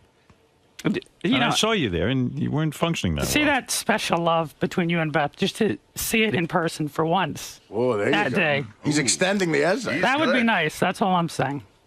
You know. Don't you want to be at your parents' anniversary? You have beautiful children in your life. I'll never have that. Oh, jeez. But it's okay. No, I'll Why do you say you that won't have about that? yourself? You're never going to have children? If I can adopt, I'm sure, probably. But Why? you're saying You're not you'll capable of never bearing your own no children? girl, no girl is going to want to have kids with me. Oh, come on. Oh, now you're playing. Oh, okay, come on. With an eye, a voice, baldness, like I'm a genetic freak. Let's be honest. Who in this room isn't? You ask Robin. She'd have sex with you in a minute. All right, I'm ready. I'm ready. Stephen Hawking got married. You don't think you can get married? Yeah, he had women Yeah, and fighting that woman, the woman abuses him. That woman. No, she Well, he picked doesn't. the wrong one. I haven't seen that. I don't know There's what no he's evidence talking of that. Well, there were The woman reports. There years were ago. no reports. There Well, was. there were. He's right. There were Inquirer stories and others that, he's got some problems, but I don't know. Someone told me you went to a hair transplant doctor last Yeah, I was week. trying to make myself look good for the wedding, even. But Yeah. I went. Well, I are went you to, getting a hair transplant? Not after going to the consultation. It's way out of my price range. Right. What do they want for that? Almost what a new car would cost. Really? For the amount of hair that they would do. There's 3 different areas of the head. Right. Front, top, and back. For the amount of hair I need. Insurance doesn't cover that? No. Well, I ain't going to insure you for that. That's like, what are you talking about? How much money? Like about 15,000, 16,000. Wow. Oh, man. Oh, what a racket that is. I'm not going to do that. No. It ain't going to help. Nothing. It ain't gonna help. I'm waiting for a reaction. Howard, what are you Thanks. saying? Thanks for making me feel I'm better. fucking with you. You're Oh, going my to get it. First of all, I'm going to tell you something. I knew a guy who was way worse than you. I'm talking about low self-esteem. No chicks looked at him. I don't know what happened, but something clicked. You know what I'm talking about, Robin. I do. Greg, our engineer in the old days. Oh, Greg. He had a yeah. high voice. He had bad skin condition. He had everything. You got him his first date. Got him his first date. This fucking guy, he was getting so much pussy, I couldn't even tell you. And then now he's married Oh my and he has God! kids. Yeah, he had to get himself out of the lineup because there were too many women. And you're as good looking as he is. Oh, stop. No. I'm not kidding you. I know a bullshitter when I say one. No, Stop. No, this guy really exists. Oh, you think I'm making this up? No, I know the story's true, but when you say as good looking as me. No, he's as good looking as you. I'm telling you. He's the same as you. All right. You might be a little better. I'm not kidding. Yeah. Would Mike bang a chick from the Bunny Ranch? Because we got a girl coming in, giving away a date. Would you I do got to that? tell you something. You got to see this chick. You want to bang a chick? you have a photo? Yeah. Hey, Gary, bring in that photo. I'm going to get you laid, you motherfucker. Would you rather get laid or go be at my wedding? That'll release me of all my guilt. Well, like you said, I could get laid anytime in life. I can only go to one Howard Stern wedding. How about getting laid at his wedding? That would Hold be on a great. second. This is perfectly legal. And this is a hooker coming in here. Who at the Bunny Ranch will bang you for money. This chick we're going to see. The picture of it, right? This chick will bang. No, she'll give him a freebie. Yeah, he won't. Show. Look at her. She's really pretty. And she Got a looks great like, body. She looks like that. Like, some chicks don't look like that. We've had her in before. I had her in here. She's good looking. Look at the face on her. You want to fuck her? She is hot. Yeah. Let me see. Take a look at this. Oh my God. She's beautiful. Is it getting graphic? You want her or you want to go to my wedding? I'm going to give you a choice. You want her or you want my wedding? He was just about to say, "Can I do whatever I want to her?" What do you want to do? I mean, what are you going to? You're not going to kill her in there. Really? She's super hot. Can I put her inside an empty, enormous TV box? The only thing about banging the girl is it may go against the journalism ethics. You know, my reputation may go out the window. Come on, you got no reputation. I think covering Gary and me hosting the screening But weren't you yesterday just telling me I could get a girl like that engineer? But you need to get a little stank on your hang low. Right, you get- I need to get you going. Yeah, we had to start Greg off. I'll and put we'll this start chick you in off. charge of building your She may not self-confidence. even want to bang me. Oh, she's gonna. She's a whore. I can make her do it. She's a little whore. She's a filthy mongrel whore. You want that or not? That's my gift to you. This or the wedding? That's right. There's a decision Come here on. that's You gay. need an answer right now? I need it right now. Oh, my God. Look at that picture. Oh, that's Man, cute. I didn't see She her. is What does she cute. look like? Take a look. Show Robin what she looks like. Just show me the cover. I don't need to see. Oh, she's beautiful. No, I'll tell you what. I'd do her. And I'm not into hookers, but I'll tell you that. That I one's can't believe cute. she's a hooker. I And don't she's need sweet, to see too. that. Thank I'm you. into hookers. She's a sweet girl. I've had her on here. Mike, they're all whores anyway. Ah, thank you. Not you. Hey, All right, I have an answer. go ahead. I don't blame you. The wedding. No, I can't have you at the Oh, fuck. Come on. This is bullshit. You know why I chose the wedding? Would you just go with her? You know why I chose the wedding? Why? Because now that Artie and I get along, maybe he'll take me to Vegas one day. He's not going to take you. He'll get me a hooker. He doesn't like you that much. Without question, He get him a whispered in whore. my ear he doesn't like you. I don't listen. I don't have to go to the wedding. That's okay. All right, let me talk to Beth and see if I can't make some room. Oh, here's video of this girl. Just honest to God. Oh, man, look at her. Holy She's so cute. Wow. I don't remember her. Yeah, she's super Is she hot. Asian? No. No, she's Oh. like Eastern European, isn't she? I No, do remember she's her. an American girl. She's an American girl? Yeah. She's from Secaucus. She is hot. You look. Oh, yeah, but turn around. Wait, I Look do at her remember. body. Look at her hips. You're gonna turn. You know, I'm not turning her down. I'm just saying you gave me a choice. you would choose her. You would choose my wedding over her. Yeah, but the thing is, if I bang her, it becomes a thing for the TV show. So and then- what? Yeah, I don't Who want cares? to do that. So what? No. You mean the cameras have to be there? Camera's Yeah, not gonna be cam- on you when you're banging her. And then you're going to want audio tape to play on the, If you're willing to give us some, I'd love it. But it's not mandatory. All right, look. All right, it's okay. Think No. about it. All right. Think about it. Come back to her. There's Artie with her. Oh, my God. I didn't know that was me. Oh, wait. You know what? I remember that. Do I look like that? Look like a Make-A-Wish Foundation guy. No, but the one on the left, too. Remember her ass? No, you know what? They're hot, man. And that's her. She That's is the one on hot. the left. He doesn't want her. They're both hot. You know what? That's all right. I'll give it to someone else. All right, have JD fuck her. I mean, honest to God. What is it, Ralph? Hey, Fred, I have a request. Can you play that clip that goes, "What a total bag"? Come on, man. That's kind of gay that you don't want her. Kind of gay. I don't want to bang a professional whore. That's not kind of gay. That's kind of safe. You don't have a lot of options. Neither do you.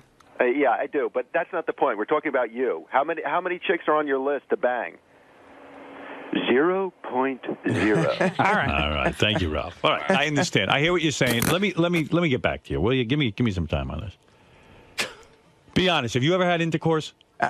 Be honest. Let's be straight with each other. You want to be out the door. Did you ever have intercourse? Yes. You have. Yeah. Once. Twice. Twice. Okay. All right. Fair enough. Then you can get women. Yeah, when I was younger and cuter and Hairier. hairier. Robin twice. And You had Thanks, sex. Fred. You had intercourse with a woman, right? Yeah. Okay. All right. Thanks, Mike. Doesn't look like you're going to the wedding. Yeah, oh well. How you're pretty disappointed about this? No, he said yesterday pretty much that he likes me as a person, but he doesn't have any room. So, what can I do about that? But Sal's not going, so shouldn't there be technically Yeah, that's two what spots? I said. I said if you disinvited Sal, then you got 2 seats. You know, you can invite me and somebody else. What about this Bunny Ranch whore? She's hot. She's very hot. Are you still gonna think about it? Or? Well, I see the video of JD at Hedonism, and those girls aren't interested in him. They're not interested in me. It's a Yeah, but you're gonna mercy get- fuck. That makes me feel more more ugly than I already am. You wouldn't want to bang that hot Shit. chick? I Only would. she was into I you? would, not as a bit for the show though. If that girl met me in a bar and was interested, yeah, that's a different story. But you wouldn't let us come along? No Howard TV, no audio tape. All right, man. I guess it's your loss. Yeah, we'll see. Maybe he'll change his mind. What would you do if Mike went in your place? I had you there. Oh, okay. How dare you say I don't invite you to things? Like that? Yeah, it's cute. What would I do? What was the question? How would you feel if Mike went instead of you? Hi, I'm high-pitch Mike. Oh, what a good wedding. Shut up. Lost. Idiot. Blotchy-faced douche. I like Mike. He's a good guy. I mean, who's Mike? He's in the newsroom. He doesn't even do the news. He just sits there and edits. He edits the shit that the news puts together. You know what I mean? Yeah. That's like lower than a toilet. He's the sewer. You know what I mean? He's the sewer of the newsroom. They bring in the shit. He takes it to another level. He's the container that holds the shit of the news and tries to find a place for it. He's a news sewer. Out in the fall, but honestly, I don't give a shit about me. I am so excited. Ronnie met me at the front door. He was very professional. Gary came and talked to me. Now I'm talking to you. And I'm gonna go talk to Howard in just 1 second. It's like, could be the best day of my life. You're a true super fan. Beyond super fan. I want to meet Richard and Sal. I've never met them before. Really? Really? Most people run from them. You're ready to embrace. Oh no! I want to if they wanted to go grab some brunch right after the show, I would take them out. My treat. You're down. Yeah, I'm more than down. I'm laying flat. I'm in. And who else do I want? I know I've met Lisa G before. Right. I was in Miami once and met High-Pitch Mike Morales. Who else do I want to meet that's here? John Lieberman. If I met John Lieberman, I'd be dead at 5. Really? Yes. I want to meet John Lieberman. This is a first. I mean, most people shy away from some of the staff here. I like this. I want to know everyone. I like your enthusiasm. Thank you. We'll see you in the studio. Okay, great. I would say have fun, but I know you're going to. I was on once before with Howard, and it went great, but you still get nervous. You know what I mean? Especially when you're a super fan, because it's like crawling inside. You're going into the lines now. Yeah, I'm fine. I'm good. I'll be good. All right, we'll see you inside. Okay. Howard, just a couple of things I got from Ross in the green room. Yeah. He's a huge super fan, watches Howard TV. He goes, listen, I don't care. He goes, but I'm not really, he goes, I don't care what Howard calls me, but I'm trying to move away from Ross the intern to be Ross Matthews. He's like Steve. And the thing about he's got a talk show that's starting in September, half-hour talk show on E. Right. And the only reason with the high-pitched Mike thing why I wanted Will to show you was that Mike was saying he hung out with him in the night and they were up in his penthouse at some hotel, and Mike's angle was sort of like, where is he getting all this money? Like he stays in, like he said he had the whole floor of this hotel. Hey, Ross, first of all, Ross Matthews is here. He doesn't want to be called Ross the intern anymore. I didn't know that. I see. He's got a new book out called Man Up. Funny. Tales of My Delusional Self-Confidence. Do you guys mean confidence? I think we found it right on the book cover. No, look, it says confidence. On your screen. Hi. Wait, let me see something. Here, look. On the book, it's spelled right. My fucking staff is a bunch of idiots. Hi, guys. Hi, You know what Sid. they wrote here? Hi, Fred. Listen to this. My staff writes, Ross Matthews' book, Man Up, Tales of My Delusional Self-Confidence. I think Sal wrote that, right? Yeah, it must be Sal. The last time we had you on, Ross, Yes. we got more people, because of your unusual voice. Yeah. People were like, hey, who's that chick who's on? She sounds hot. Yeah. Do you think people jerked it to me? Yeah. Hey, out there.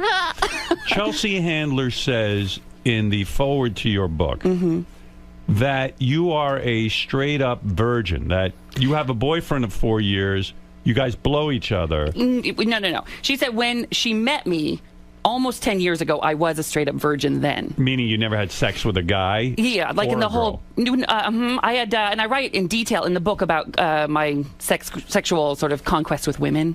Yeah, that didn't go so well. Young. That happened young. High school. Was it high school? Now, when did you first have sex with a woman? By sex, I mean kiss. You describe kissing and stuff. Yeah, and finger banging, which Right. is violating, like sticking a finger in someone. That's Well, I mean, it's fine if she's into it. It's not my cup of tea. You described that when you were young, women really dug you. Like Yeah, I before think- you realized yourself you were gay.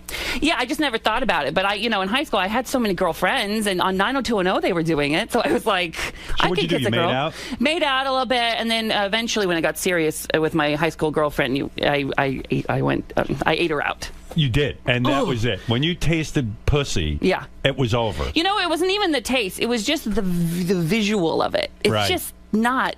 That's when you knew you were gay. It was like a ding dong. Yeah, but you say you knew you were gay when you were singing Barbra Streisand in the shower. Did you really go through the book? Yes. I cannot picture Howard's. I can't believe you held my book. I guess it blows my mind that you would go through my book. That is like the biggest honor. Well, you would describe that I'm one of your big influences. You Mhm. described that Kathy Lee Gifford is a big influence, and two other people you said. I say Jay Oprah Leno. and Jay Leno. So yeah, I mean, one of the things is not like the other. I mean, I know they're not your favorite people, but you are. I've listened for so long, and I watch Howard TV every day with my partner Salvador, who's listening live right now. So, what is your sex life like with Salvador? It's good. But there's no anal? No, there is. Oh, there is? Yeah. So Chelsea Handler is wrong. No, she writes, when she met me 10 years ago, I had never had penetration. And so what she writes in the afterword is that she had to give me the confidence to be able to take my clothes off around Because you were people. heavy. I was heavier. I'm like a big gay clown. There's nothing really, look at me, Howard. There's nothing sexy about me. It's not like... You lost weight. You became a spokesperson for Weight Watchers, Jenny right? Craig. Jenny Craig. Mhm. Are you still a spokesperson for Jenny Craig? No, that ran its course. And That's then, a lot of do-re-mi, isn't it? You know what? Yeah, it was pretty good. It was good. Isn't it the best thing to be paid to lose weight? There was a lot of pressure for me, and I felt like I couldn't keep it up. My body can't be my job. I can't guarantee in a year that I won't shift my priorities and be able to keep weight. It's hard, and I felt like this is not my job. My job is to be funny and entertain people, and my body can't be my job. So Chelsea Handler gave you the confidence to say, even though you're heavy, you're all right to take your clothes off in front of your boyfriend. Yeah, no one else. No one else gets to know. No. Do you ever get in a bathing suit? Yeah, with him. Yeah, but Yeah. I'm saying, when you go on vacation, do you Yeah. ever get into a thong? And Not a thong. We have a house in Palm Springs, and I go in the pool. But I make sure the gate is locked. No neighbors are dropping Hey, by. yeah, gay or straight, I lock the gate too. I don't want You don't anybody wanna seeing see me. this. You're not going to be on Splash? No, there was interest there, and I was like, get fucked. I'm not taking my shirt off. Have you ever seriously tried to get super ripped and in shape? Like Perez Hilton just got in shape. Yeah, he looks great. I just don't think that's possible for me. Can you imagine with this voice? If I just, do you want to see my body? When you were young and you were banging these, finger banging these chicks and stuff, And it didn't happen a lot. It was like a. was your voice like this, or were you putting on an affect to sound more manly and fit in? No, this is just always it. I write a whole chapter in the book about the voice. There Right. was a certain point where I say, TikTok puberty's not coming. Right. So I love it, and I had to just love it. This was always your voice. This was always your manner of speech. I sounded the same at 5 years old. And these girls didn't know you were gay? It was a different time, Howard. I write. It was before Will and Grace, before Queer Eye. Nobody really knew. And People Malvern didn't know gay people? No, we did, but I mean, it wasn't really an option. I didn't know what it was meant to be a grown-up, successful, happy gay person. I didn't Right. see that, No. So it's not like I could identify with that at 14. I just kind of felt different. There's a lot to this book. Ross Matthews. I didn't know you don't want to be Ross the intern anymore. Well, it's not that I don't want to be. I love it. Just they haven't called me that in 4 years, and I kind of feel, I'm 33. I'm the Beeve. At a certain Right. point, I'm getting my own talk show in the fall on E, and Now, Chelsea I'm a Handler person. got that for you? She produced it. We created it together, and then with her team, and then Is it going to be every night? it starts weekly. Weekly, once a week. Mm-hmm. Now, Chelsea put Whitney Cummings on once a week. Mm-hmm. And it almost wasn't enough. Like when you're on once a week, it's really hard to catch on. You know what I mean? I'm worried about that, but this show that I'm creating is, I think there's so many shows that look at pop culture and tear it down and say, isn't that stupid? Isn't that stupid? I love this stuff. I've loved this since I was a kid. You love gossip. You love pop culture. I love all of it. Yeah, I love it too. And I want to create a place that says, you love it, I love it, let's talk about it. So when I have Gwyneth Paltrow on as a guest, I'll interview her. In the next segment, I'm going to be in the audience, like Oprah did back in the day. Right. And the audience can ask her questions. We'll Google chat and Skype people in, and so people in Nebraska or wherever. So it'll be like a big town hall. Exactly. And the soup, for example, I was just watching that last night because I got up at 2 in the morning and I couldn't sleep. the soup was on. They tear down pop culture, right? They do. That's their and it's thing. funny, and right. I don't want that to go away. I watch that. I think it's hilarious. Chelsea, we do that on Chelsea Show. But if you watch on Chelsea Show, I come at it from a different point of view. I'm always, if Brittany does something stupid, I'm disappointed in her. You know, Right. it's not that she's a dumb, stupid bitch. She's better than this. You know, you love gossip. You love that kind of thing. Mm-hmm. Now you became best. I read in the book, you became best friends with Gwyneth Paltrow because you were doing your gig on the Tonight Show. You were on the red carpet, and Gwyneth Paltrow's on the red carpet, and you strike up a friendship with her. Yeah. I said, will you be my best friend? And she said yes. And you really became her best friend. Yeah. Isn't that weird? Fucking amazing. And she emailed me the next day. I mean, I was in college, in my dorm room. Yeah. I pressed refresh, and there's an email from Gwyneth. Wow. It just was... that's why I wrote a book, because there's so many crazy, ridiculous things. But it was weird. Like not only, I mean, like it wasn't like she just said, I'll become your best friend. She said, like, hey, let's hang out. And you went to her house and hung out with her and the whole thing. Yeah. Isn't that kind of strange? Yeah. And what do you do at Gwyneth Paltrow's house when she invites you? Like, where did you go? You went straight to her home after she emailed you? No. So we emailed for like 6 months, and then I was kind of like, is someone playing a joke on, you know? Right. Is someone pretending to be Gwyneth Paltrow? Yeah, like, right. Because that would be the meanest thing to do, to like this, like, stupid intern. Yeah. So, like, it'd be a pretty great joke, actually. Right. So I said, well, I like called her bluff. You know, it was my first internet date, my only internet date. I was like, let's go to lunch. And so I go up to, we went to the Ivy, and Right. I didn't pick it. I didn't know what the Ivy was, but it's a big, like, fancy celeb thing. That's where celebs go to eat. And get their picture taken. Right. Yeah. So I walked up and I said, it's the reservation's under Gwyneth Paltrow, and he said, she'll be here in a minute. And I was like, this person's good. Right. They did their homework. Yeah. And all of a sudden, I'm like standing there thinking, and I see Gwyneth Paltrow. What? And I think, holy fuck, there's Gwyneth Paltrow. Is that somebody who you worshipped? Was that somebody who you... Oh, when Brad Pitt thanked her at the Golden Globes, when he won for 12 Monkeys, supporting actor, he thanked Gwyneth Paltrow, and that's the first time I saw her. And I said, who is that? That's my type. You loved her. I loved her. Gay men love beautiful women. I want to French braid her hair. I want to like get in there and just play with it. Yeah, what is that? I don't know. I can't figure it out. Gay men love to be friends with gorgeous women. Yeah, we do. Why? It's not that you fantasize being her life. You just appreciate her beauty? Yeah, but it's not so much gorgeous. Like, I love a BBW. I worked at Lane Bryant. I love a big-boned, thick, hearty Midwesterner gal. I like that, too. You got fired from Lane Bryant. I think it because you stole. He stole. What did he steal from Lane Bryant? You're ruining it. I can't believe you what do you know mean I'm this. ruining it? You wrote that in your book. I know, but I wrote it in a room, and now it's going out. I can't believe you know that. Lane Bryant is a store for heavy-set gals. Yeah. And you worked there, and they fired you because you stole what? Well, I had this new... Giant panties? I mean, what would you steal? I know, and it's so pathetic that I had to put it in the book. It's just so mortifying. So I had this new manager come in. She was trouble. This new manager. She smoked. You know, she swore. And so she was like really badass. And one day she just started putting stuff in a bag and walked out and was like, fuck the corporate man. And I was like, yeah, fuck the corporate man. Right. So she was like, you should take something. I'm like, well, this is a store for plus size women. I don't know if they're... She says, well, there was those pajama bottoms you liked. I'm like, I did like those pajama bottoms. They were like a charcoal. That's pretty manly. You liked a woman's pajamas. Listen, the saddest part is they fit perfectly. So I thought, hey, so I put it in my bag one day. I was like, she can do it, I can do it. Sure. Walked out, and the next morning I got a call. Can you come in? I was like, great. I got free pajama bottoms and another shift.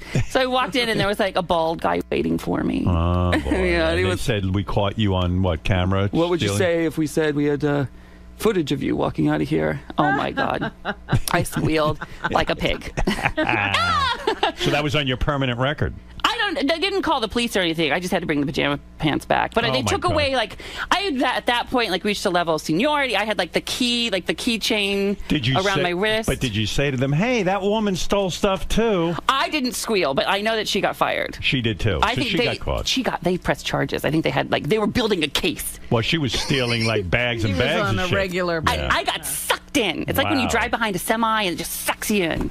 So get back to Gwyneth Paltrow. Okay. In your book. Mm-hmm. Ross Matthews has written a book called Man Up, Tales of My Delusional Self-Confidence. And you know, Howard, I'm so proud of it. It's really, really funny, this book, and there's stories like that, but there's a thread throughout that, I define man up, really. You were talking about my voice and everything. I define man up as you are what you are, what you are. You got to love what makes you different and celebrate it. If you spend time hating what makes you different, and this is not just a gay story. Right. It's whatever. Your hair color, your skin, your nose, bad teeth, you would just waste so much time. Use it to make you stand out, and things open up for you. Did you ever think you wanted to become a woman? No. No. Because of your voice. No, Did and of people course, ever say to you, "Oh, you must be transgender"? People say that online a lot, that like I'm a post-op or a pre-op, and I have plenty of trans friends. Listen, I'm so okay with myself that if I were trans, I would embrace it. Do you have big balls? No one wants to hear about it, but I'm fine. I'm good. You have big balls? Yeah, it's like all good. Because people assume your voice is in a high register if you're like, who's got tiny balls. No. But you have good. big balls. And big, thick penis. I understand. You've heard. People tell me. No, is it it's true? good. It is? You have a big penis. Not like shit. I'm fine. 6 inches? No, yeah, right there. Right? Good. Fabulous. Nobody wants to hear about my penis. Nobody. I've heard 7 inches. You heard that? You must let's go with that. You must have a lot of money, and I'll tell you why. There's a guy who works on my staff. He partied with you in Miami or something one night. Mike, I ran into him. Yeah, high pitch. And I freaked out because, I listen to the show and I love it. Right. I knew exactly who he was. He said you had the entire penthouse floor of this hotel in Miami. It was you and a bunch of dudes all hanging out. I knew you were going to bring this up. This is not the case. That sounds so like... He said you had the whole floor. I mean, that's a very expensive proposition to take out a whole floor. Listen, I don't splurge very much. I come from a really, really... a farm town, my dad was a mechanic. My mom just retired. Okay. I don't spend a lot of money. Right. But I've been working for 12 years, and in entertainment business. And I started living in like a 2-bedroom cockroach-infested shithole apartment when I was on Leno, making $300 once a month. I mean, nothing. Right. I remember one time when I first started on Leno, and it's not that they didn't pay me, I just didn't know to ask. Right. When I first started, I was like, I got to get a job. So I went to Starbucks. I brought a resume in to apply at Starbucks. And they go, I love you on the Tonight Show. When I was like, fuck me, I can't. What am I going to do? Yeah. How do you work at Starbucks if you're on the Tonight Show? Exactly. So I was like, back to the drawing board. So I've saved a lot of money. I'm really proud of myself. Are you a millionaire? I think if you add things together, we're close to that. Yeah, I just bought a house, and that's the big level, and then we have that little house in Palm Springs, and I just sold my house and made a lot of money. Where do you make the bulk of your money? Stand up? I don't do stand-up. I have like a big overall deal at E. Right. The talk show, if all goes well, I'll be good there. Right. The book, if the book does well, I'll do well. Did you get an advance for the book? I did, but I took a smaller advance, so if it does well, I do well. I believe in it. You should have taken the bigger advance. No, I got a really good deal. Chelsea Handler published it. Oh. And I'll talk to you. She built it. She's like a mogul. She is. What does she do? She sees somebody who's got some talent, and then she gives them a show. She really, not a lot of comics do that. I've been very lucky. Jay Leno has done that for me, where he said, come on my show. Right. There you go. Take 7 minutes and run with it. Right. And Chelsea, saw me and saw that I was becoming very popular on her show. Right. And said, I think you're funny. Let's do something with you. And she lets me guest host her show when she's not there. When's the last time a late night hosted that? That's very generous of her, actually. I'm so fortunate. I love her. Do you hang out with her? Yeah. What do you do for fun with her? And then we'll get back to what you do with Gwyneth Paltrow when you're hanging out with her. My beautiful, I'm like in a blonde, beautiful sandwich. Right, yeah. So what do you do with Chelsea Handler? Well, where do you go? We don't like slumber party all the time, but I mean, like if we see her, it's like dinners. We were just in New York together for the upfronts for East. We went to a nice dinner and then went and like tons of celebrity, like really good. Right. So like I was dying. It was really good. So you're a guy who hangs out a lot. That's how you kind of get around and get to you network. You network. I never network. I live on the east side of LA. I don't go to Hollywood shindig parties. My partner and I watch Howard TV. I drink a Pinot Grigio, and I'm in bed by 10 o'clock. Perfect. I don't like all that stuff. Are you going to get married to this partner? Salvador, yeah, we are going to get married. We're not engaged or anything. I'm not going to do it till I don't want to willy-nilly. I'm very traditional. We want kids. I'm not going to do it till I can get married, and I'm not going to do a fake marriage. Like get married, but it's not real. It's got to be real in California. They're confused out there. It's not legal yet. You'd think California would be the place where there would be gay marriage. Well, there was for 4 months or so, and they took it away. But I really believe Supreme Court is going to do something right. Maybe they won't. They probably won't make it federally, but I think they'll overturn. What does Salvador do? Salvador's a wardrobe stylist. I see. So you got this life together, but you won't get married here in New York because you want to get married in California. That's where I live. I see. And I don't want to get married here and then go to my state and have my state think of me as a second-class citizen. I just don't like that. You and Salvador never orgy at all? No. Never bring another guy into the bedroom? No, we are so, boring. No. We like trivia in Palm Springs with senior citizens. I see you as a power bottom. Am I right? No. You're not? No. Everybody power assumes bottom, Robin. I see you as a power bottom, too. Hi, Robin, by the way. Yeah. Hi, I love you. No. You're not a power bottom? Everybody thinks, because of the voice. The voice is Yes, the most it's feminine. throwing me off. I know. So are you a top? Are you a power top? Not like I don't give it. I don't come here, I gotta give it to you. Anyone aroused? Anyone back there? A little hard, but not that much. Nothing wrong with that. Man up. So that's right, man up. I like the title of your book. In other Thank words, you. the definition of a man doesn't have to be one definition. It doesn't have to be John Wayne. It doesn't. And you know what? I am a man. I take care of my family. I work hard. I make my own living. I'm self-made. Right. You know, the cover of the book on purpose was pink balloons, light blue background. It's feminine. I was going to say masculine. Not so much. But I mean, it is... There's no way really to define it. And you know what? Mainstream people are taking this message. Just a teeny plug, a teeny. Go ahead. Target. I partnered with Target. There are 8,500 signed copies. I signed 8,500 copies with a Target bonus chapter, and it's available in all Targets. There's a limited amount of those, but the book is available. A mainstream store is partnering with me with this kind of message because it is a universal message to man I'm proud up. of you. That is good Thank you. because Target and all these conservative companies, if they're getting on board, that's good. It'll make the gay image more mainstream and more acceptable, and then everyone will be happy and no one will have to fucking hide in a closet. And I'm really proud of and not to my tutor, but I'm really proud of the kind of gay person I am because, and not that I'm proud of all gay people. You're proud of yourself. You don't hide it. Exactly. You're not looking to trick some woman into bed and live a closeted life. And I want a monogamous life with my partner, with kids and grown up, and not apologizing. I never apologized one time in this book. And I think... So you're telling me, according to what Chelsea Handler's saying... What? How old were you when she met you? I was probably 24, 25. 24, you had never fucked anything. Anything. You had never even gotten a blowjob from a guy. No, that. But just you'd like, done. yeah, okay. But you never entered a man, and a man never entered you at 24. So Salvador was the first guy to enter you? Yeah, I mostly don't do that, but we have done that. You have done it. So yeah. Salvador. Yeah. Hey, Sal. He's listening. Yes, Salvador. Sal opened up the back door. Oh, man. It didn't go great. It didn't. I don't. Duty. Right? You cannot point at me and say duty like duty. that. No duty. When you say it didn't go great, what went wrong? No, it's, imagine that. It takes a second. You got to work things out. He didn't ease in. No, it doesn't feel great at first. You got to It's tough. And why are we talking? What? Anal?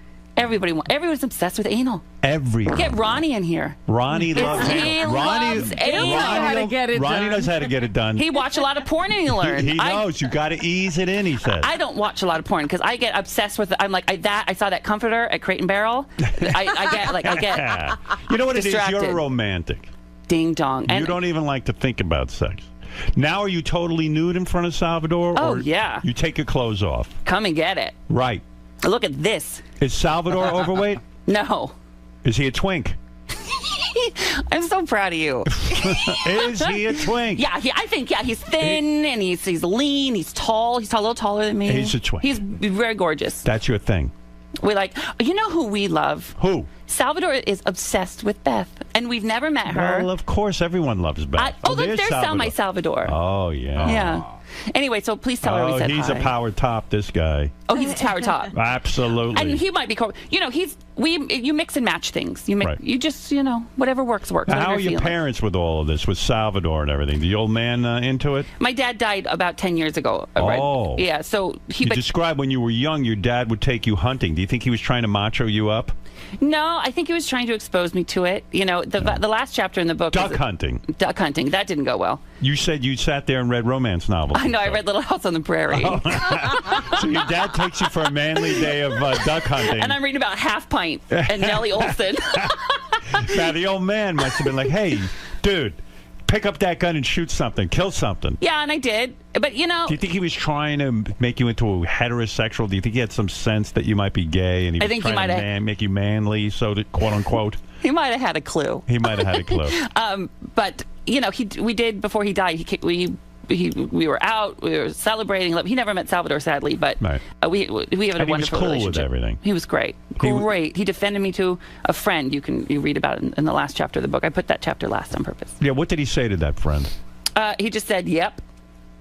Yeah. And we know what yep means, you know. Yeah. He defended me. My mother I talk to her 8 times a day. You got to support her?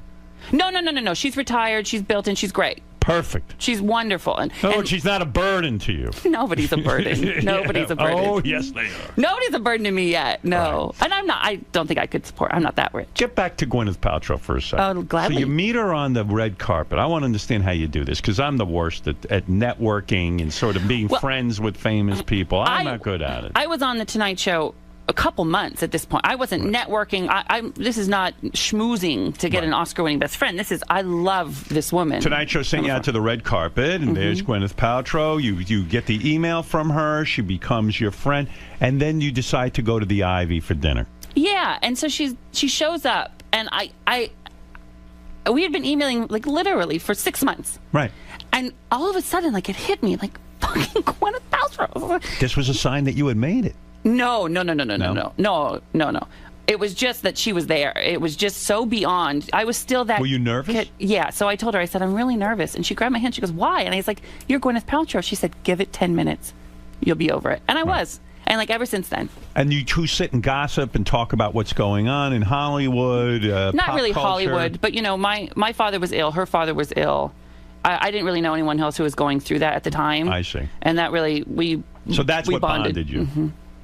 But yet she was cruel. She says to you, she takes a look at your belly and points at it and says, she said that one time, you know. She pointed at your belly and she said, what's going on there? Now you read that. She said, what's going on there? See how that's different? Yeah. Well, she knew what does she mean by that? Well, I had put on weight. Right. And, you know, she was right. And so I lost some weight. See, I think that's a loving thing to do. People would say it's cruel. It's not. But I think it's kind of nice to say to somebody who might be having trouble with their weight, hey, what's going on there? And the way she did it, she followed it up with, like, I love you. I just want you to stay around forever. What's going on there? Did that inspire you to lose? Yeah. It did. Well, yeah. I mean, it's nice to hear that. So you go over to her house? Yeah. And you hang out with that dude from Coldplay and the kids and everything? Not like a lot, but I was just there. Last time I was at her house was she had a Christmas party. Well, that was a good party. Who was there? Madonna? No. Should I talk about it? Yeah, of course. Or will I never be invited back? Who are you talking to, Ross? Yeah, I'm talking to myself right now. He's talking to his inner publicist. You caught me, Robin. So when you go there, it's a lot of celebrities? It was like the governor's ball at the Oscars.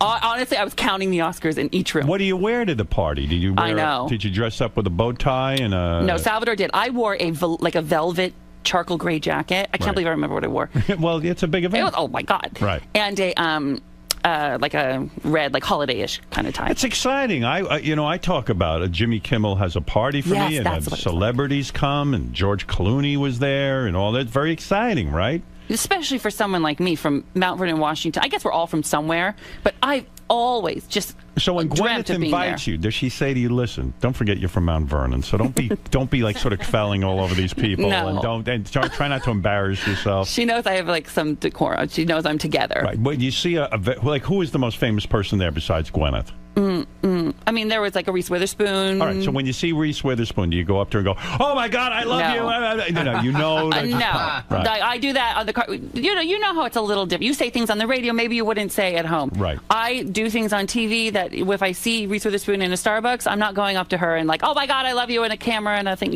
Now, so Reese Witherspoon's there. You go over and you have a nice conversation with her. Yeah, it was very nice. We talked, and we had met before, but I was like, it was nice. We got to sit by the fire and chat. Now, you love pop culture. You, like everyone else, did you go on the internet and watch Reese being arrested and yelling at the cop? She's a lovely girl who's been always nice to me, but I watched it like 4 times. Yes. I think I watched it 10 times. I mean, It's the greatest piece of tape ever. You got to separate. There's the pop culture and the people, and like you have to find that balance. If you get to know them, Now, what do you think of Gwyneth Paltrow's problems? A lot of people are rebelling. They're for some reason. what is this backlash? There's a backlash. They named her the most beautiful woman in the world. Then people are angry with her because on her website, she described her lifestyle and it would cost like $10 million to live that lifestyle. People are having Gwyneth Paltrow backlash, right? Are you aware of this? I read about it on the blogs. And right. I mean, I've always loved her, and I'm lucky enough to know her. She's not like one of those famous people that not a lot of people know who she is, and her. Right. You don't really see that a lot. And she's a really good girl, a really good, sweet. When you go over her house, is she ever in a bikini or anything? No, I've never seen her in a bikini. No one ever goes to the pool and hang out? Where do you hang out? People don't invite me to pools. They no one wants to see me by a pool. No one wants to see you by a pool. Then he have to get into a suit, right? They invite me to Christmas parties where you can cover up. We can eat. We can eat. Oh, the food was ridiculous. Now, are you heavy right now, would you say? I would like to lose 20. Yeah, I'm not my heaviest by any means. What are you eating that's putting the weight on? You know what happened is, right now, I planted the seeds about 8 months ago, writing a book, creating the show. I'm working on my process. Too and busy. it's hibernating. You're just in this room working. I'm not going to the gym. You're I'm eating what's sitting a lot. available. I'm reaping the benefits now. I mean, the show is coming out. The book is here. Yes. But I didn't get to focus on my health. What about getting one of these desks where you have to stand up and then you put a treadmill right under the desk? Sounds like an asshole kind of desk. I don't want that. You don't want an asshole desk. That's an asshole desk. Can you imagine? Oh, yeah. Checking your email and huffing and puffing. Get fucked. It's too much. So when you get your life back in order, you'll hit the gym and you'll do the whole thing. I know that I've got this. I mean, I did have to go shopping for some new clothes, but it's just you're living. Not at Lane Bryant, I hope. No, you're I wouldn't show There's a picture of me there. Well, Ross, listen, don't call him Ross the intern anymore. You can call me whatever you want. No, Howard. don't call him Ross the intern anymore. It's Ross Matthews. The book is Man Up, Tales of My Delusional Self-Confidence. And don't miss Ross doing stand-up. Well, it's like a show. You're like Liza with a Z. This is Ross with an S. Okay. What do you mean? I do. Well, Liza sang. What do you do? Well, I'll sing if you ask me. But I come out there. I do pop culture stuff at the beginning. I bring some of the stories in the book to life. I tell stories that aren't in the book. Really funny stuff. Right. I play a game show with the audience. I'm in the audience for Q&A, and then I stay and sign every last book. Are you nervous up on stage? Not nervous. This is the first time I've done a show like this, and I'm working on it, memorizing it. But it's funny. I'm proud of it. I'm not nervous. Right. And when you plan a show like this, does somebody give you feedback to make sure that it's funny, to make sure that it's good? Did you workshop this? You work it out? Here's the deal. Workshop? I know. Yeah. I have a best friend from high school who I think is so funny, and she writes with me. And she's like my barometer. I test things with her. If it's funny to her, it's going to work. If she likes it, that's it. Mm-hmm. Right. And the book is good for anybody who's gay, who's straight. In it you describe... That covers everybody. It covers everybody.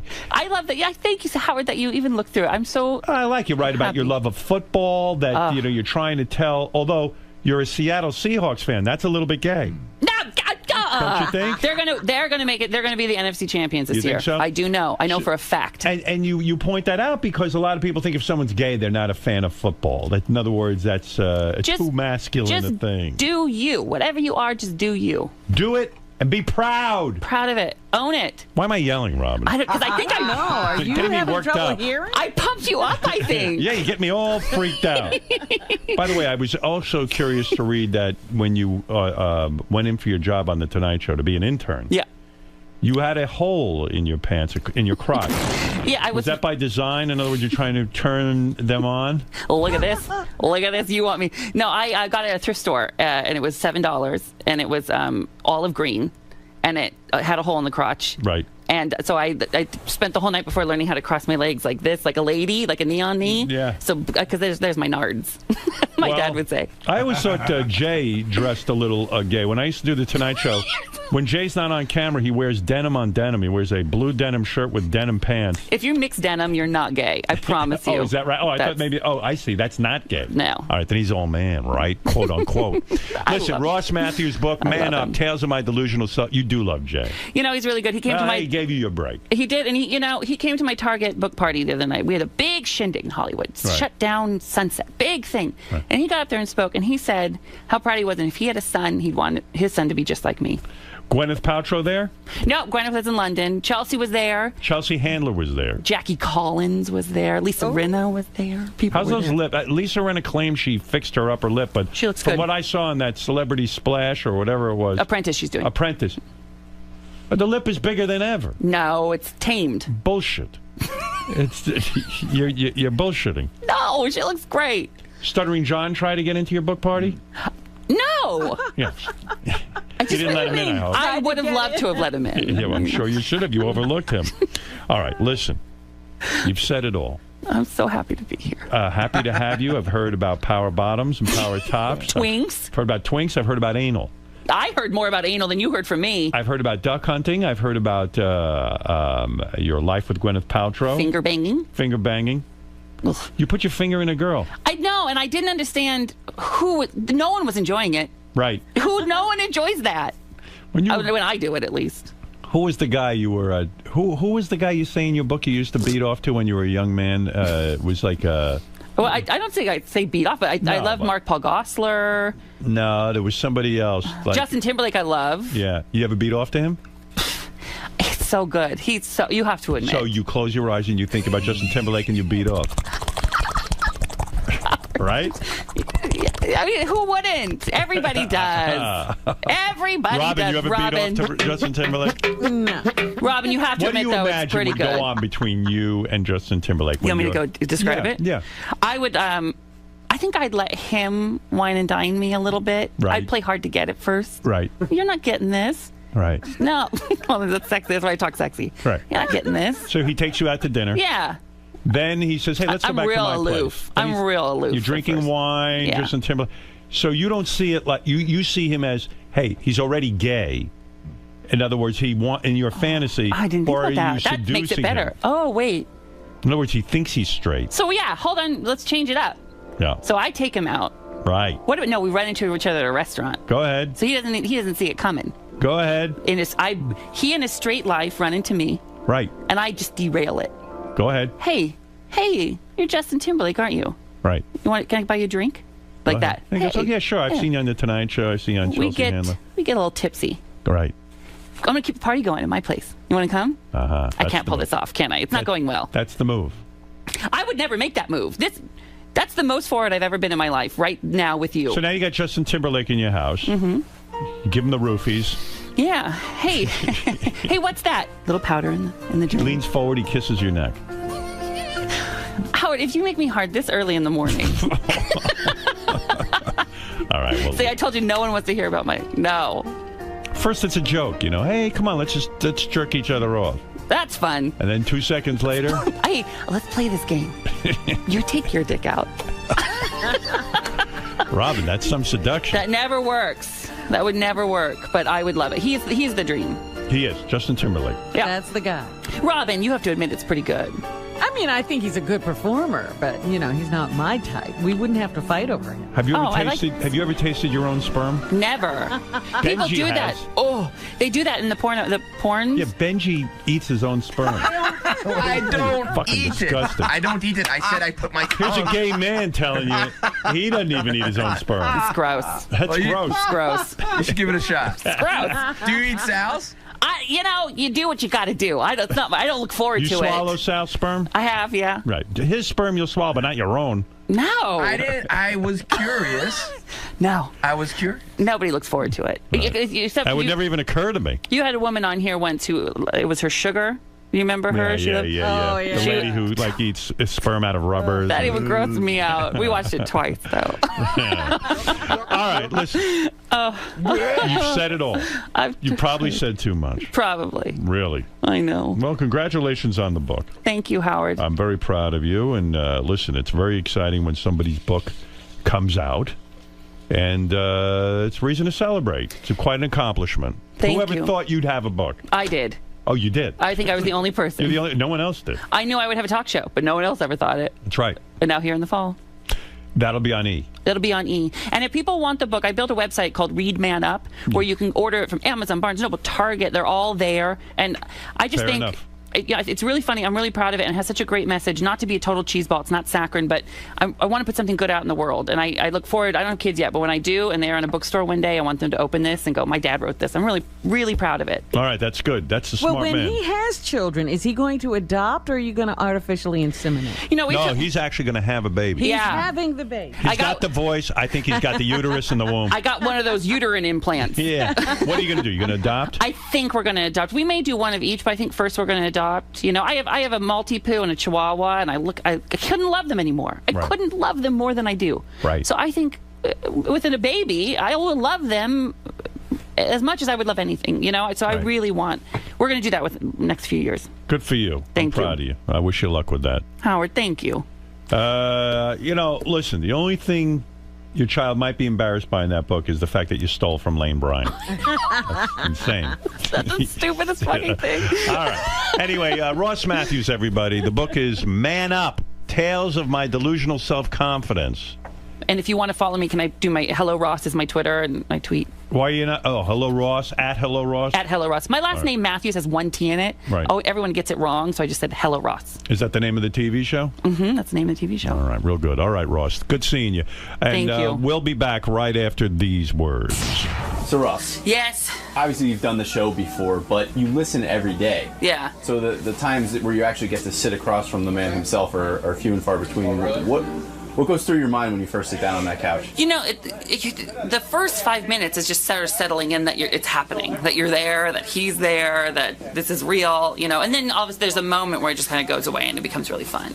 But then the most awkward part is when it's over and like he's very nice to stand up and talk to you, and all you want to do is stand there and talk for like 20 minutes, but you fight it. I got the fuck out of there. I was like, he's probably like, where'd Ross go? Why did he leave so fast? But I don't want to be the guy that lingers with Howard Stern. Well, thank you so much for your time today, Ross. Man Up, that's the new book. What? Good luck to you. Thank you so much.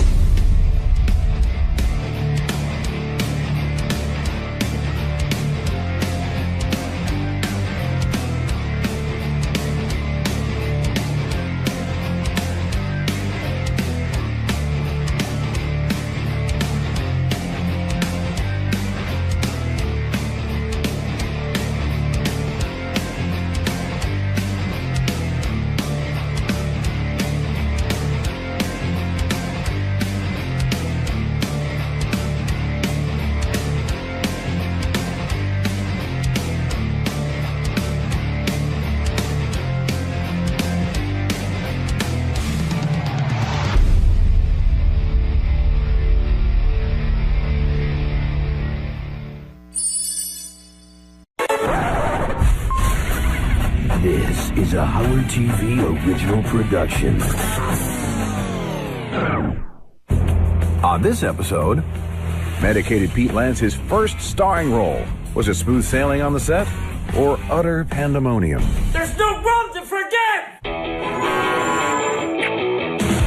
What's your problem? Testing 1, 2. Baba Boo. Yeah. Hey-oh, yeah.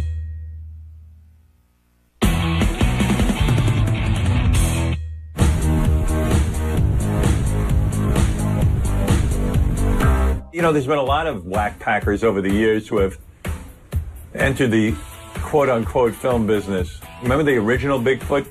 The big giant guy? He went out to Hollywood to try to make it. And of course, Eric the actor. Now Medicated Pete, he's the latest.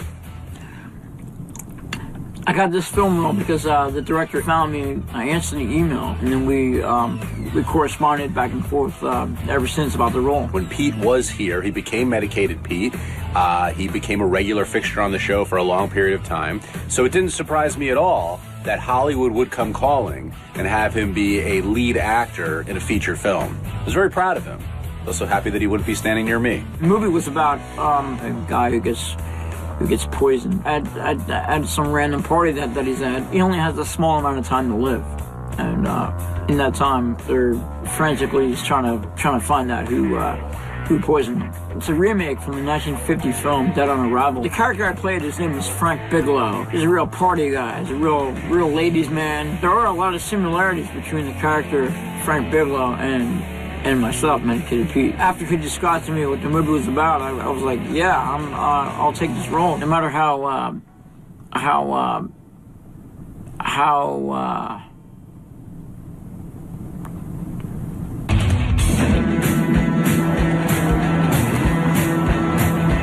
The two main people involved in the film were the director, George Anton, and the executive producer, Leslie Barodi. I'm ready for a Peter McCaffrey, the actor. I'm gonna make a movie. I'm ready. Go. If you guys see him, just let me know. He's my brother. I was on the phone with them a couple hours before my flight, and they did tell me to wear a suit on the plane. And then immediately when I got to the airport, when I got to LAX, he started directing me right away. He didn't even say hello to me or anything. Go on that side. Go on that side of the wall. Keep up. Come on up. Go that way. Don't look at the camera. Keep going. Very good. Very good. Keep going. Keep going. I was kind of freaked out. I was kind of like, whoa, what's going on here? You know, I mean, I just got off the plane. I'm fucking tired as hell. And all of a sudden, I'm getting directed. I mean, come on. I mean, it's a weird experience. One more time, Peter.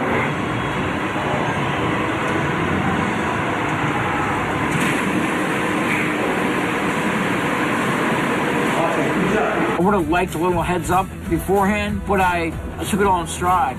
You know, I was like, what the fuck is going on here? But I was like, okay, so I went along with it. It was a whirlwind experience.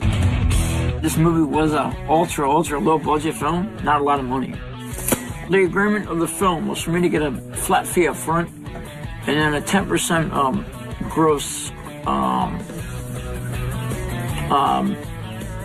payment from the proceeds from the profits of the film. Would you prefer that rather than a check? Would you prefer that I, go with you to the bank and get that cash, or would you prefer cash up front, or? Yeah, I just rather would. Well, I mean, if the check can, if I can get the check, and I can have it cash tomorrow, then I would appreciate that. This is a tragic mistake, but it's one that many in Hollywood make during their first venture. You think that your project's going to be huge and all you want is a piece of that and you're set for life. No. Get paid up front. Being that it was my first film, I kind of felt okay with it because I didn't know how to take it as far as the money was concerned, so I just agreed with everything. Gee, I wish he'd asked me about that. If I was Pete, no offense, Pete, but I would have gone for upfront money instead of back end. But all right, he didn't ask. Well, I was going to be in LA for approximately 3 weeks. The schedule there was pretty grueling. Action. Frank Bigelow, how you doing? Come on. That's his producer. He's trying for an hour to get his writing account squared. Is it writing? Hollywood. When I did my first scene with Pete, it seemed like he was kind of being a robot. And when I was talking to Pete privately, I said, try to be in the moment, try to do your own thing. I gave him some tips, some ideas, but he still did okay. And action. Ha! Frank Bigelow. Hey! Fuck! Where's Reynolds? He's doing, I think, the best job that he can. I mean, this is a feature-long film, and if he's never did anything before, I think he's doing a good job. We'd say a couple lines, and then the director would feed us more lines, and then it would be constantly line feeding of lines throughout the whole film. Dr. Schaefer's diagnosis was right on. Your body's already absorbed all the toxin. Are you absolutely certain? Couldn't there be some mistake? Are you absolutely certain? Could there be some mistake? It was not apparent to me that he knew any of his lines because they were being fed to him throughout the entire scene that we were doing every time. The fact that he didn't know his lines was super frustrating for me. This can't be happening. What would happen to me? Well, what happened to me? I didn't memorize the script because I kept on getting revisions, so it was hard for me to. Well, it wasn't hard, but it was just kept on getting a lot of revisions. In some of the scenes, the character Frank Bigelow had to my character had to get kind of rough with some chicks. There's no room to forget! Talk, otherwise I'll snap your neck like a chicken. On the flip side of the whole thing, my character actually gets roughed up. Real cute, ain't you, Bigelow? A couple scenes in the movie I got to sing.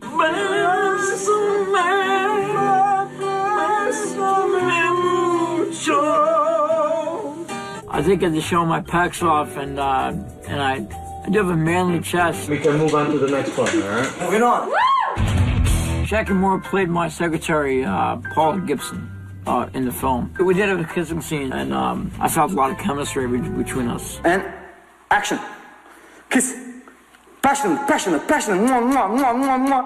And now, say the line. Joke. Come on, Paul, let's go on 80s and have a... Eat some beans. Keep kissing him and crying. Go action. Kiss, a lot. Let's go to Betty's and eat some beans. You're talking. After that. When Medicated Pete went to kiss the girl, it was like he was trying to suck her face in. It looked like that Pepsi commercial where you could suck a human in through a straw. It was like he was trying to swallow her. It was hysterical. Go. Oh, guys, I want to go sleep, guys. I want to go.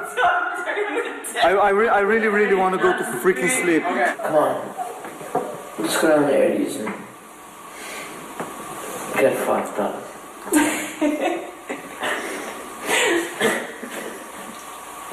This poor actress that was forced to make out with Pete. You could not pay me enough. I'd rather do like a full bukkake gangbang scene than make out with Medicated Pete. I kind of popped the bone. So You popped the bone. Okay.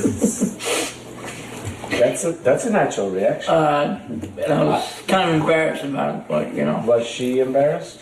I think she was. Yeah, maybe. She was hiding it really good. I couldn't tell. She's a very good kisser, so very horned up just talking about her, actually. Getting to the set one day, Jackie's nowhere to be found. For whatever reason. For one reason or another, she just wasn't there. From what I understand is the girl, shortly thereafter, her makeout scene with Pete, ran away, and we've never heard from her since, and quit show business. Or, I don't know, she left the production. I guess you heard what happened. She signed on to another project, and so... Can't do that. A lot of chaos happened because of that. There was this big change in the film. It affected my character, it affected me performing for the rest of the film. So we go from first time he's in the doctor's office finding out that he's poisoned and he's going to be really sick, and then next shot, casino, and then strip club, and then he goes back to the hospital. A lot of different things had to be going on, and a lot of different scene changes. So now Samantha's playing my wife, Maribel. I'm confused. Let's have him down. He's just falling face down or something. With the face on the side. I'm confused. I don't know what's going on. George Anton is from Romania. He's got a Romanian accent, and it's very, very hard to understand him sometimes. I'm already stressed out. So after this guy mess around with him all the time, I'm already stressed out. You shoot from here. You're gonna turn the camera just like that, and you're gonna be right there.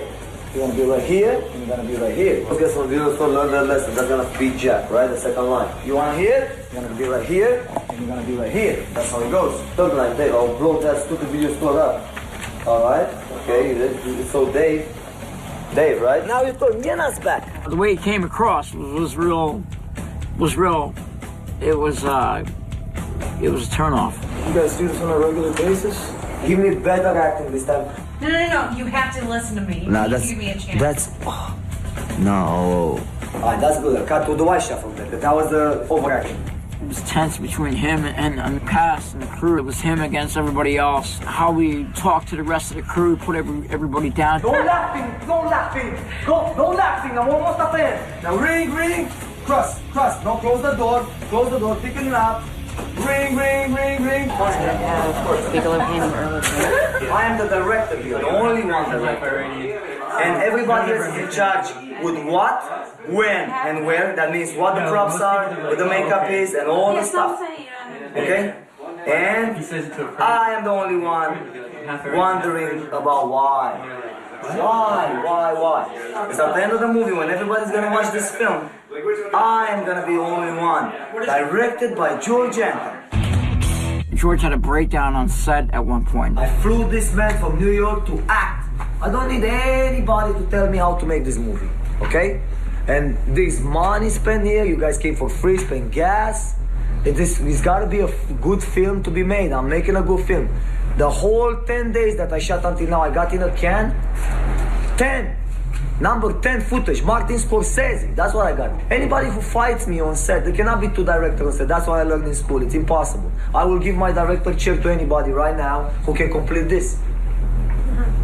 I'm serious. Because there cannot be. It's impossible because the directing comes from the imagination.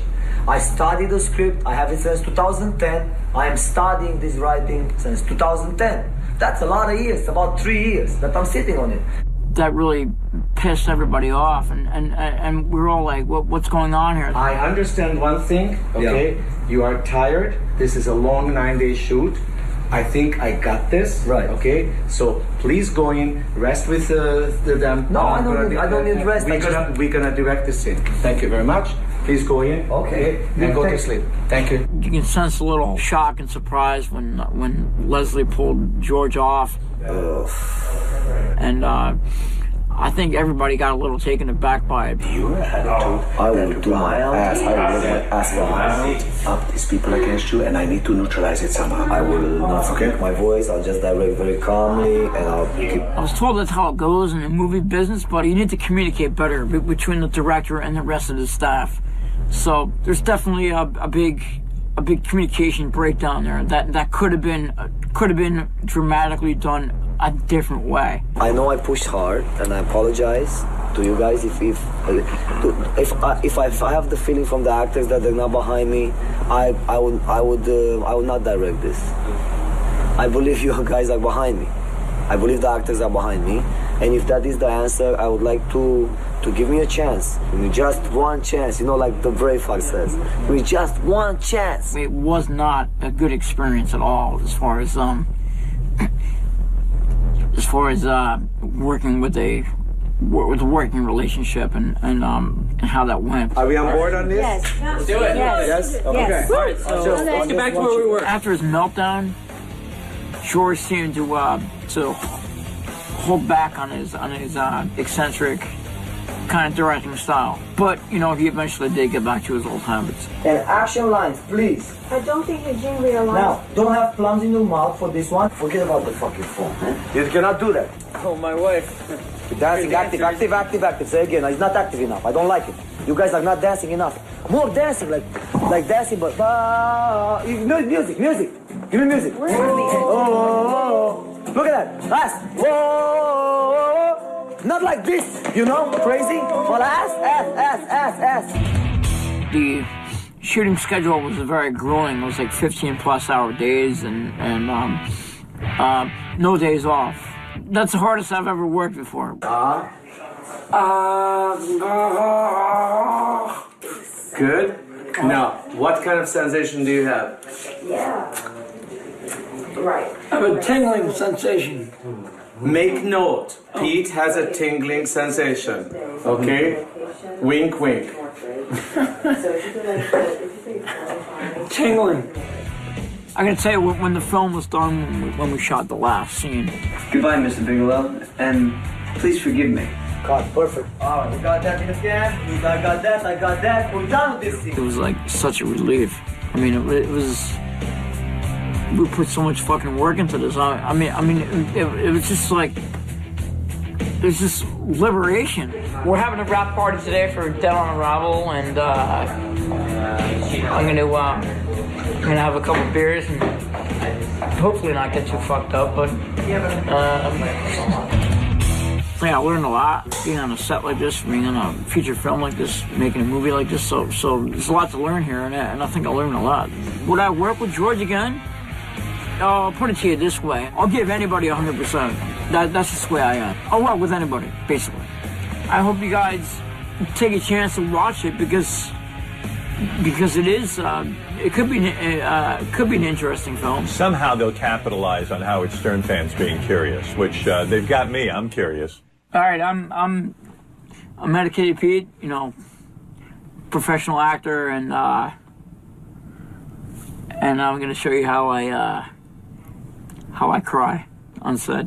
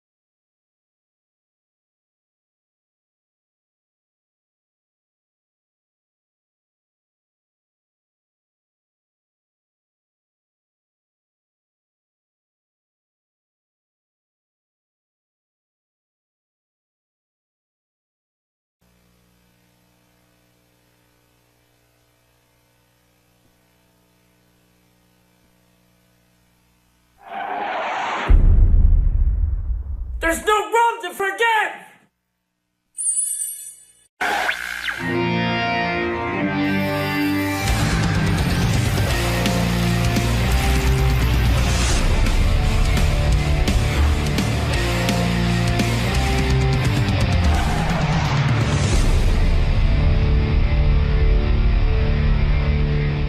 What a musical day.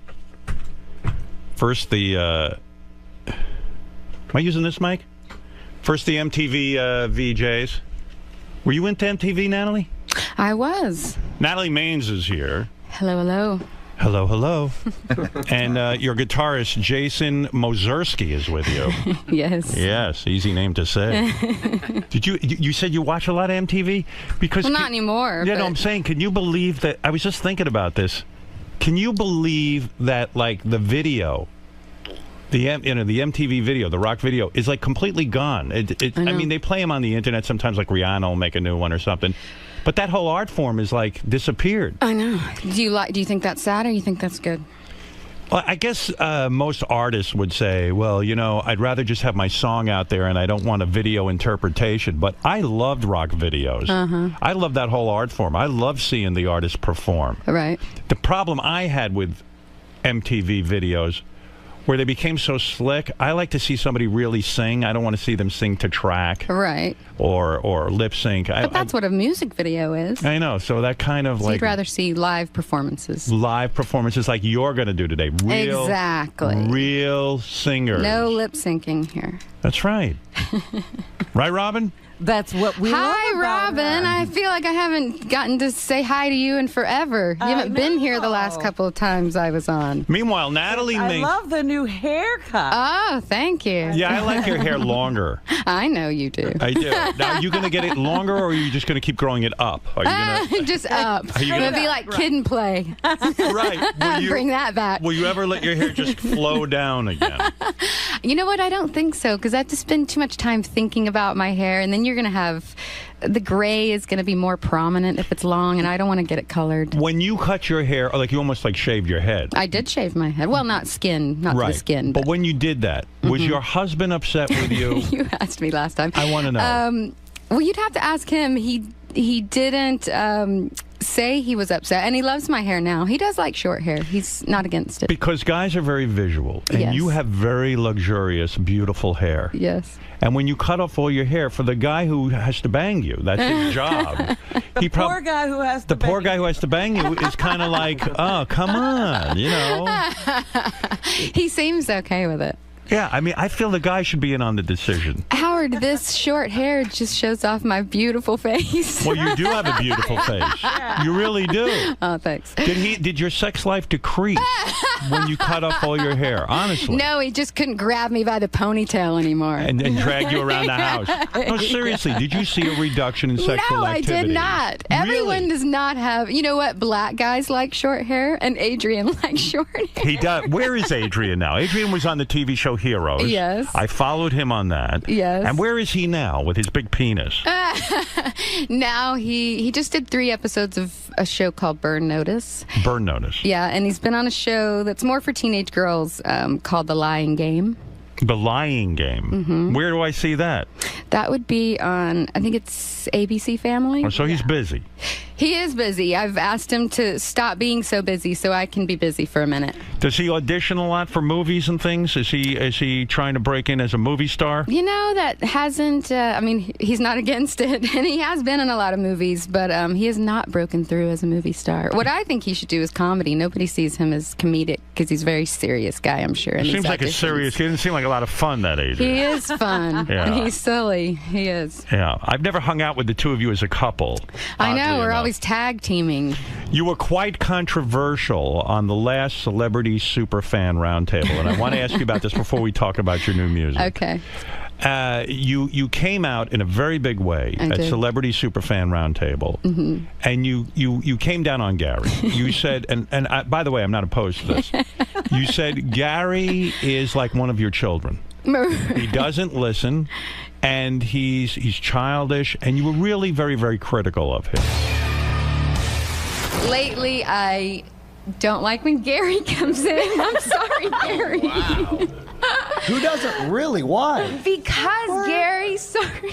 Don't be. I Don't like be. Gary, but I think. Well, you finish. you're in a mode where the minute it's like maybe it's because you remind me of my children, how they don't listen to me, and how Howard will say the littlest thing, and it's like you don't even take it in, you don't even hear what he says. Howard said it, and it's against you, and so you are fighting right back like a kid almost. It's more how he is with you. Specifically, like a parent, the minute you say something, he just has to come in, defend himself. He doesn't even hear what you're saying. He doesn't take a beat to think about if any of it might be true because you said it. It's just for shtick. You're just ragging on him. There's no truth to it.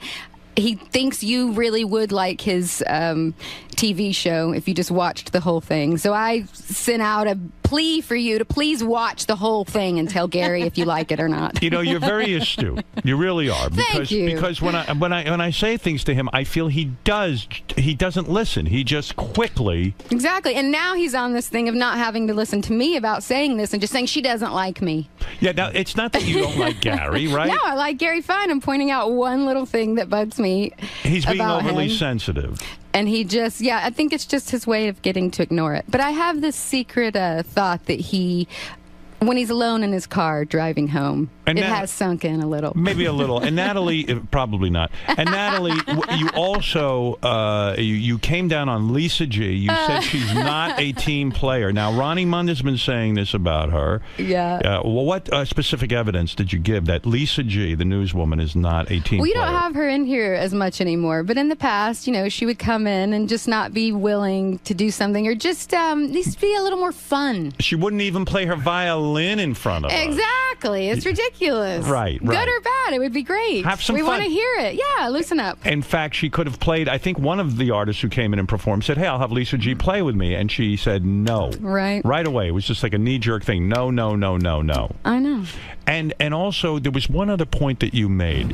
You were against Johnny Knoxville being part of the panel. No, I wasn't. At But after Superfan. the fact, no, I didn't have any. I didn't. You feel he was not a true superfan. But after the fact, there were a few suspect people in that group where I would say pieces of vinyl and they would look at me like, what the fuck are you talking about? And how do you not know pieces of vinyl if you're a super fan? This is called the Celebrity Super Fan Roundtable. I sometimes feel like the only super fan.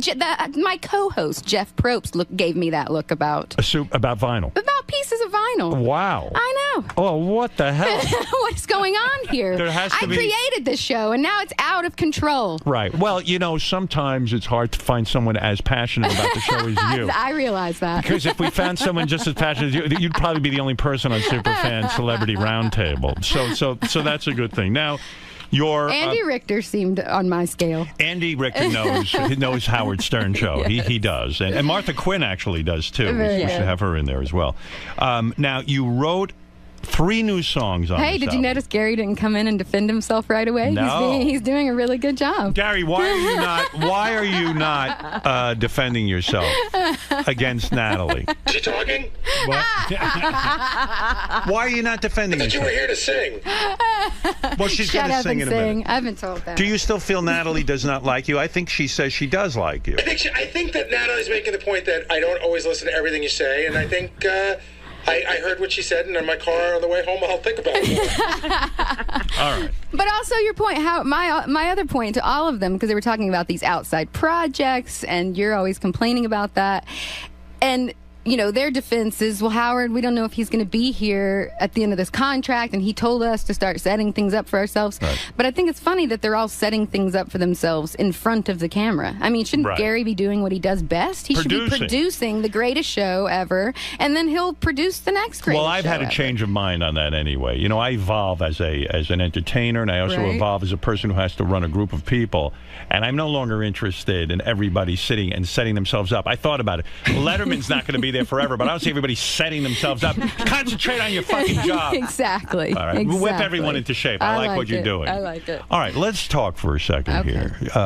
Let's try to dissect what's going on with Natalie Maines. Okay. Dixie Chicks dead. Right? No, we have 4 shows this summer. Aren't you so happy that your 2 other Dixie Chicks, so-called Dixie Chicks, put out an album on their own, and it only sold 200,000 copies? Aren't you secretly happy about that? I think that's a lot these days, isn't it? No, it's not that great. Come on, these days. Without you, are they the Dixie Chumps or the Dixie Chicks? So what is it? Where are we at with them? You have become very disillusioned with your country fans. And No, not my country fans. The country radio industry. Right. You got really pissed off after, of course, the famous George Bush, where you were right, everybody else was wrong. Right. Quit rubbing it in our face. Right. But you were right about the Iraq War. You were right about our president lying to us. And Yes. and all you said on stage was, hey, I'm embarrassed that our president has done this. I said I'm ashamed he's from Texas. Right. He's not even from Texas. I'm the dummy there. And the thing is, right, and the thing is that, well, he was the governor of Texas. Yes, he lived in Texas. Right. So when radio turned on you and everything, you still haven't recovered from that. Honestly, you Well, I haven't. don't know if I haven't recovered. I'm just not going back to it. Right. I'm not, Rihanna going back to Chris Brown. I'm not. Why would I set myself up to let them, stomp on me? I guess because you're so good at country music, why should the fans suffer? I mean, you're punishing the program directors who did that to you, but why not the fans love country I'm not music? trying to punish anyone. I'm just trying to be happy. Right. And music, for me, is, the one thing in my life that comes with no complications. It's just supposed to be fun. Joyous. Yeah. Yeah, it's In music. fact, and maybe getting into country music was a bit of a mistake anyway. Well, I mean, I don't know. Well, it wasn't a mistake at all. I think I had a fantastic career, but it wasn't where I came from. It wasn't my passion. It wasn't my roots. So it was probably a little easier for me to give the middle finger and say, oh, okay, well, I'm done with this now. Let me understand that. Mm-hmm. In other words, you're this great singer. You meet these other 2 women who are more into country music. Yeah. And they kind of persuade you to go into country music? No. I knew Marty Dimley before I joined the band, and they had me sing a demo of a song they had written called You Were Mine, which was on our first album. Right. So I had seen them a couple of times, And they were definitely not for me. They were wearing, head to toe spangled Western fringe suits, and but they were amazing talents and were, more proficient on their instruments than any girls I'd ever seen play. And then when they sent me You Were Mine, I was a little nervous about, oh my God, what is this about to be? Because I'm not good at singing things I don't want to sing. I was nervous I was going to have to tell them no thank you. But I loved the song You Were Mine. And so I thought, if they wrote this and this is their direction. And I didn't know that was sort of an audition to be in the band. I didn't know that at all. But when they called me to join the band, I really felt like this would be a good combination. I think I was right. But you're right. I think what was cool about us was that we did come from two different worlds, and those kind of melded. They came from the bluegrass country world, and I came from a more rock. You kind of hipped them up in a way. Thanks. No, seriously, it wasn't so seriously country. You know what I mean? Right, and I think that's why we went beyond the sort of built-in country audience. I mean, we went way outside the country audience. You say that you're glad now you're a solo artist because you're not stuck between. You're not the what did you call yourself? A little chubby chick or something? The chubby chick between two tall pillars. Right. Did you feel fat or something next to them because they're tall? Please, always. You always felt fat next to them. Sure, but I was just joking. Well, they're like they're super tall, super skinny. Those bitches. Right. Who wants to do that? Is that why you would sit down a lot of times when you played with them? Yeah, to look even shorter. So the new record you've just put out is more representative of who you are as an artist. Definitely. I didn't have to think about this sound or try to be rock. I just did songs that I like. How does this come about? You go in the studio and you say, you went with Ben Harper. That's the guy who produced the record. Co-produced, yes. Co-produced. How come Ben didn't come in today? He was supposed to. He... Get scared? He's scared. He got nervous. Yeah, I bullied him and pressured him, and it didn't work. Why are people scared of me? What do I do that scares you know what? them? He doesn't trust himself. Why? He feels he would say things that were... Yes. Because of his divorce? Yeah, and maybe just a lot. He's a very sexual person. Oh. So I think he has lots of stories. And also, he can't stand Gary either. Is that correct? Jesus. He said he just can't look at those lips and teeth for the whole hour. Especially when they get dry. So, in other words, this guy, Ben Harper, he was married to Laura Dern, right? Bruce Dern's daughter. She's famous. He probably figured he'd come in here and I'd ask him about that. I think he was nervous. I see. Yeah, well, look, he probably should be. I would have asked him about it. He's been married twice.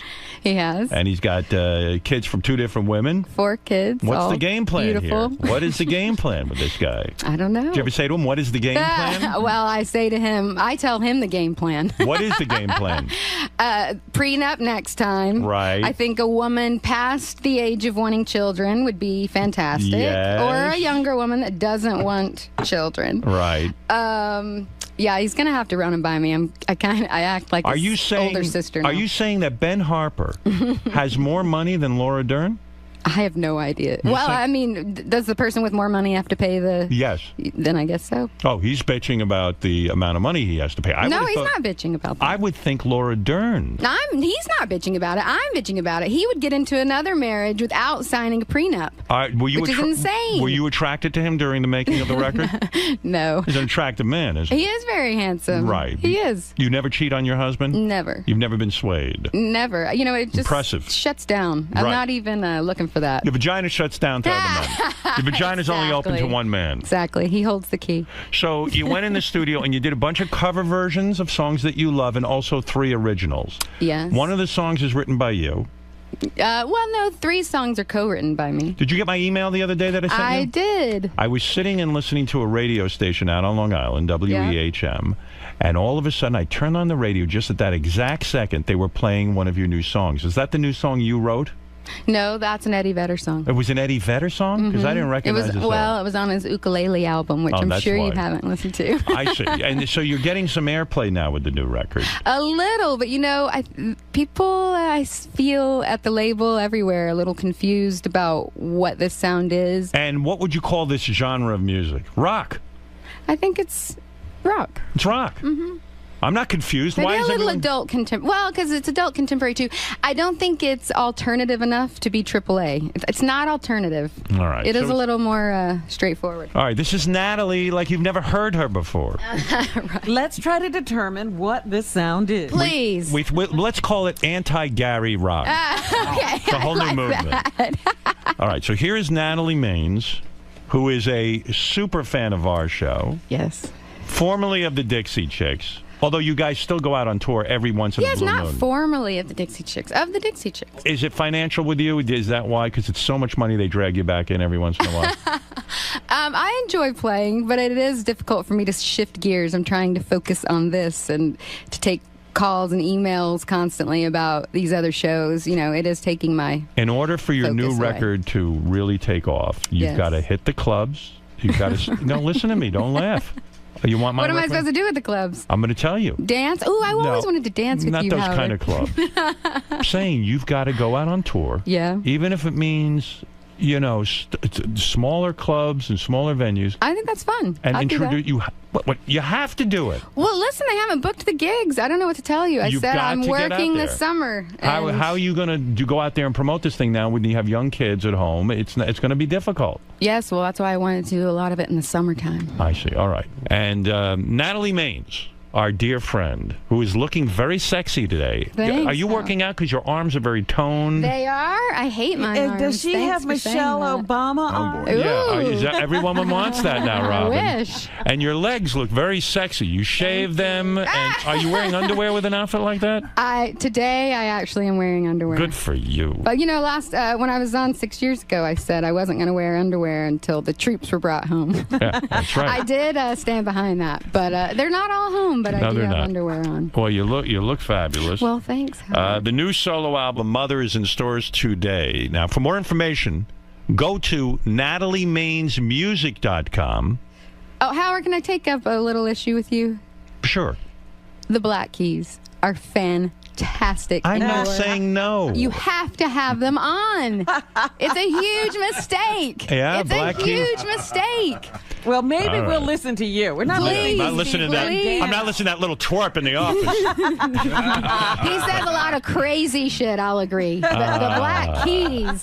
What are is it? And they're huge fans of yours. Everybody go to the store, get the new solo album, Mother, in stores today. For more information, go to nataliemainsmusic.com. Natalie, thank you. Jason, thank you. Thank you.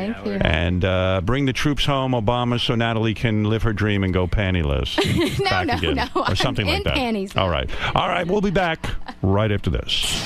Natalie. Yes. In a perfect world, if you were Baba Booey's boss, Yes. and you could sort of structure his day for him, take us through what that would entail.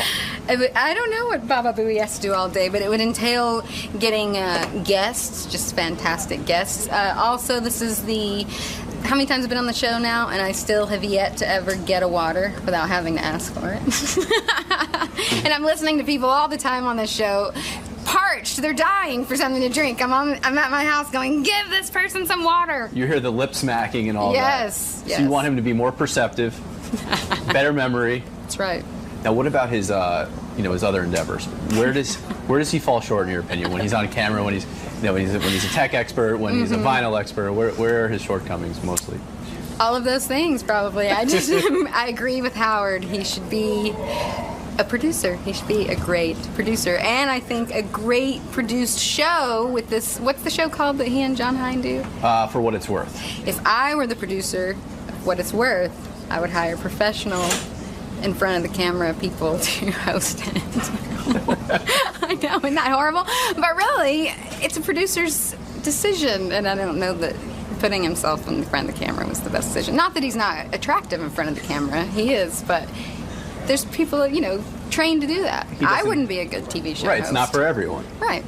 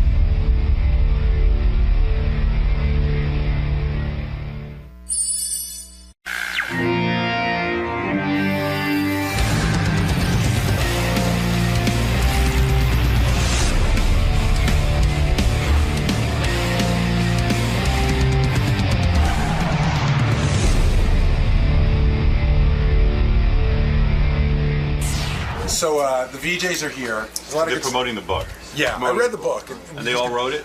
Yeah, they were. It's like an oral history. They were interviewed, clearly interviewed. They were, Howard. The overall wrap is they got the gig. Nobody knew what it was going to be. They got famous. MTV treated them like shit, through the whole time. All right.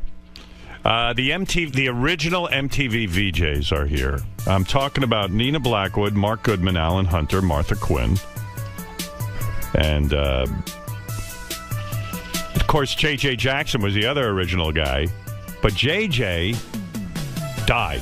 Hey, Martha, good to see you. Alan, Mark.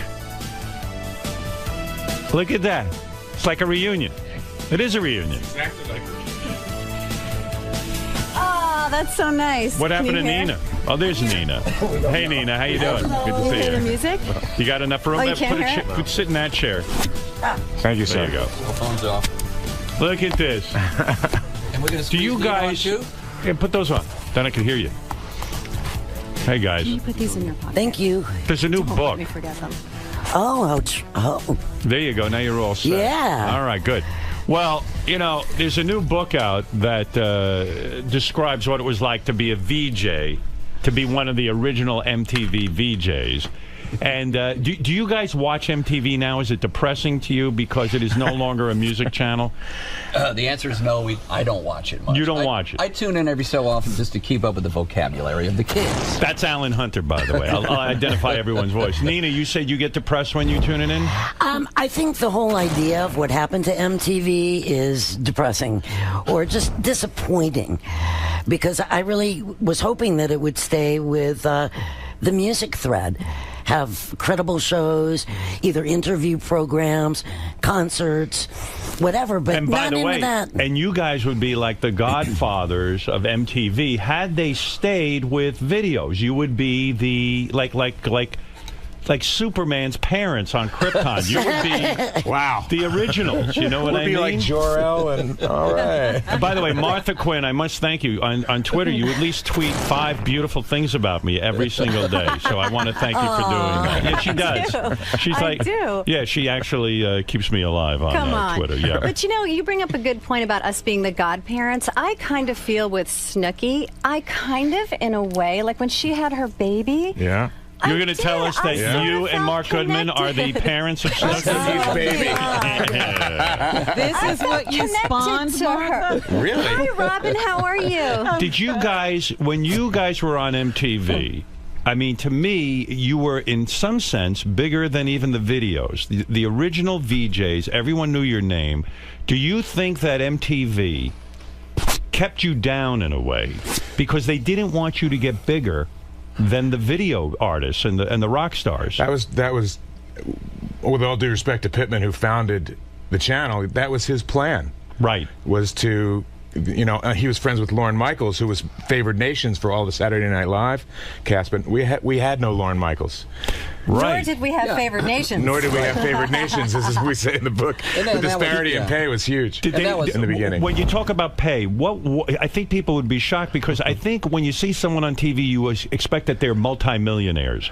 Was the pay just shit? It was shit. Total shit. What was it? Do you remember? Yes. We remember. I know when Mark got paid. She got sent my contract. Nina got sent my contract. Did you all get the same contract? No. You did not. Look, I came on board, and what was my mentality? I was a bartender and doing off Broadway. Right. So I get the job. Pittman was sort of a family friend. That's how I bumped into him. Pittman was the originator of MTV, one of the original. So what did I do but ask Bob Pittman for advice on a lawyer? Right. Can I use your guy?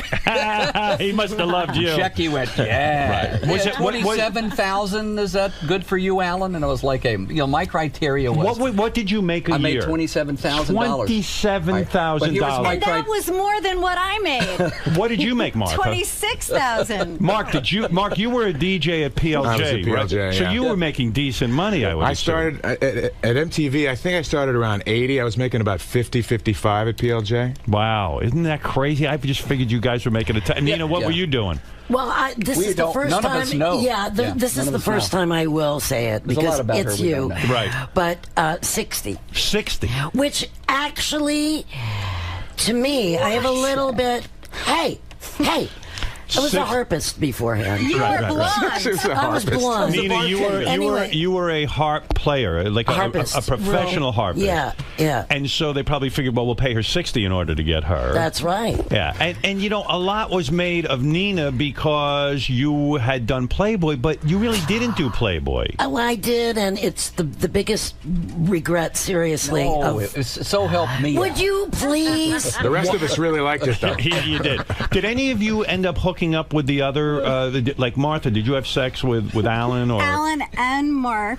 Just and that one Nina. night, Martha. That one. time. It was Live Aid. Did you guys have a romantic interest with one another? Not at all. You did not. There was a flame. There was a flame. Was there? Look, I was happily married, so was Mark. But they wanted Martha and I think, to be the little the Alan, couple. you say that Martha, the executives wanted you and Martha to be a couple. Yeah. But was there an attraction there? Do you know that?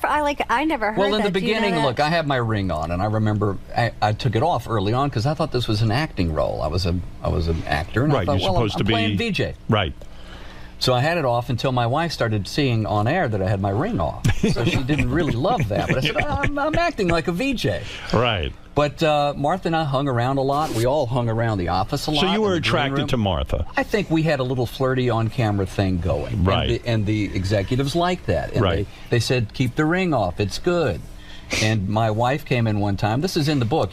When do we start saying you got to read it in the book? I'm going to promote the Tell book. us. Yes, the book We is. have to say all of the very good stories at here that. today. I will be good at it. VJ, The Unplugged Adventures of MTV's First Wave, is in stores today. Sweet. Yeah. But, but we Alan, were hanging and watching some videos, doing some research at the office. Right. And my wife busted in. This is a story in the book. Right. And she said, what the hell?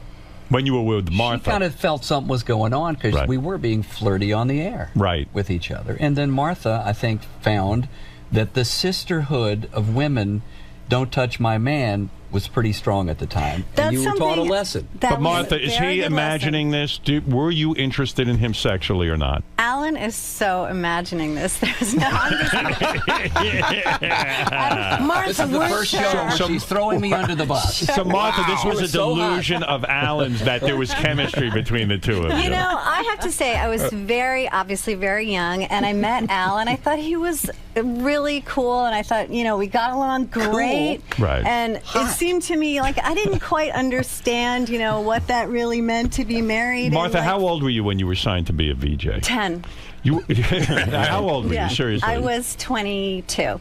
And the story on you goes, and I love this story because I know Meg Griffin. I think Alan tells this story, or Mark did, that Meg Griffin, who was a big-time disc jockey in New York City, was supposed and still works here at Sirius. She does. She was supposed to be She was supposed to. She had Martha's job in the bag. She turned it down. Which, this is what drives me crazy about Meg, because she'll turn down anything for any reason. She didn't want to dance in one of the promos or something. Is that right? There was an interview going on the day that we took the cab ride uptown from the studio, and she told me she was going to quit. Right. There was this band called the Equators. Right. And this is before we went on the air. Right. And she did the interview. She was a great interview, and it was a sort of a ska reggae-ish kind of a band. Right. And at the end, everybody was supposed to stand up and dance to their music. Right. They did that one time. Oh, we had kids who were like 16 working the cameras and in the control room. Right. So they had to do like 3 and 4 and 5 takes. She felt really, really uncomfortable. She didn't want to dance. She did not. And so we left, and we took a cab uptown, and she said, I'm going to quit. Scott Muni, who was the program director of the station she worked at, was going to promote her to full-time. She had been in line waiting for that. However, there was something else that happened that she told me about much, much, much later with Bob Pittman, that she heard while she was waiting to sign her contract at the MTV offices. She heard Pittman in the next room, this is what Meg has told me, on the phone, talking about the channel. They were still, getting it ready, and yep, we got our black guy, we got our Jew, we got our jock, we got our sexy. Well, but wait a second. Let's think about that. Kind of makes sense. You want to have a cross-section of the country. I wanted to be the jock. Right. Yeah. You were the Jew. I was the Jew. I didn't have the hair. You take what you get. Did you guys think when you got the job that MTV would be anything, or did you kind of think it's just a stupid gig? I kept my bartending job for the next couple of months. I was working the Magic Pan at a cabaret, making daiquiris. While you're on MTV, By day, MTV. We're doing this cable channel thing. We don't see it in Manhattan. Did people start to come into the bar and recognize you? So about a month and a half into it, it's 11 o'clock at night, cabaret show going, musical theater. Right. Jazz hands. And people are like, what do you do during the day? I don't know. It's a cable show. I don't see it. I don't know where it goes. I don't know if it's a hit. It wasn't on. A lot of people don't understand. Here. It wasn't on. We'd walk around the streets. You know, we'd go down to Hell's Kitchen, 33rd and 10th, and do the show. And at night, I'd bartend. So I'm mixing a daiquiri. Yeah. And some guy really drunk on daiquiris. Shows the kind of people at that place. Douchebag. Was looking at me. He's looking at me kind of sideways. Yes. And I couldn't figure out why he's a douche. Right. And I won't name his name. Right. Fred. Fred. But he's looking at me sideways, and I didn't catch on. And he goes, you look familiar. And I kept making the daiquiri. It didn't dawn on me that he saw me. Wow. And you were started him. That's Definitely right. from Jersey. And then he said, Mark something. Goodman? He goes, yeah. No, it's Alan Hunter. No, that's not it. But that is amazing. And you know what I didn't realize about you guys, which was probably the worst part of the job, you became famous, but you had no money. Yeah. So, you know, that's weird. The drugs were tough to get.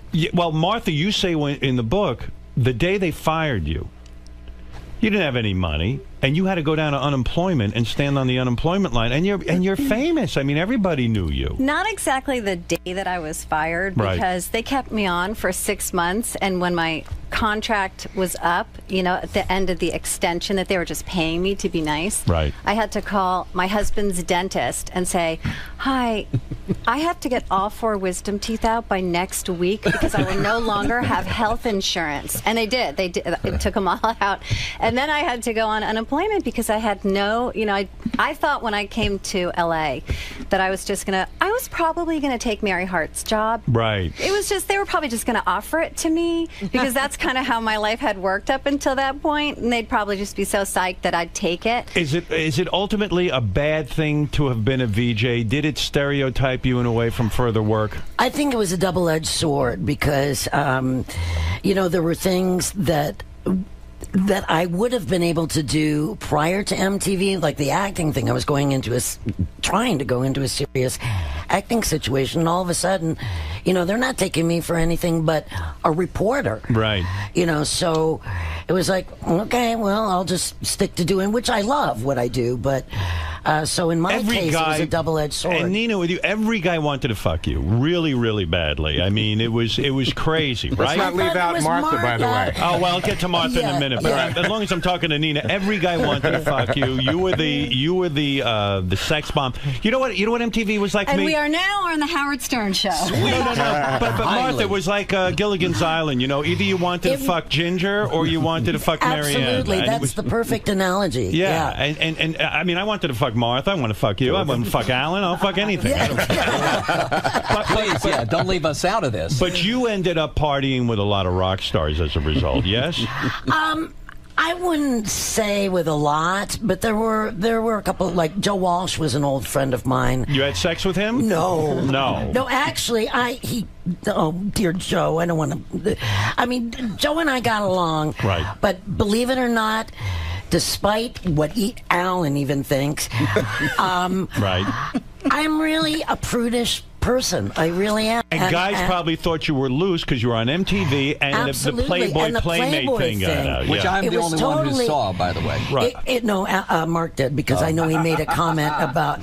Playboy kind of screwed you up with that because it was a test shoot, wasn't it? And then when you became famous on MTV, they released it. They re-released it again. No, it was an actual shoot. Oh, it was? It really was. And that my manager and agent, you know, that whole thing, and I was naive, but then they re-released it, you know, and... You know what I wanted to ask you? One of the most interesting moments in my career was I did several interviews with the late Frank Zappa, and I was in love with this guy, because not for the music, but because he was so interesting. And you write in the book, Nina, that he was absolutely horrible to you. You are the perfect interviewer for Zappa, and he was a mind. He was out of his mind. He's brilliant. All those things. What did he do to you? It was a bad casting is how I look at it. I was very naive. I wasn't experienced. I was shy, and he went at me right away. He saw the vulnerability. He was and mean went to you? for, yeah, like just even on the rehearsal, the sound check, I had a poncho on, and he gets on his knees talking to me like he's pretending he's a small person, right, a little person, and then just everything I That's funny. It is, but you got intimidated. That freaked you out. Yeah. To me, it wasn't, and I didn't know how to handle it. You were so shaken by that Mark says in the book that you never recovered from it. I know Mark said that, and I never thought that. What did you mean by that, Mark? I felt. Well, wound up. Go ahead, Neil. No, I'll just finish and then let Mark. What wound up happening after that moment? Yeah. Now that I won't let Nina finish. Yeah, but go ahead. But no, seriously. Why did you think she didn't recover from it? Because what happened? Two things happened. One was the management stuck her on overnight, 4 to 8 a.m. Oh, wow. That was. But I didn't know that was the reason. I thought they wanted me to be the video vamp. I see. So that was your impression. I see. Because we all had earlier shifts, longer shifts, and this happened immediately following that. And the things that I was hearing were like, Nina, who did really come in as kind of the superstar, right? And not to say that she didn't regain something, but I felt, and this may be who Nina really is. We know 30-something years later, right. She was shaken by that.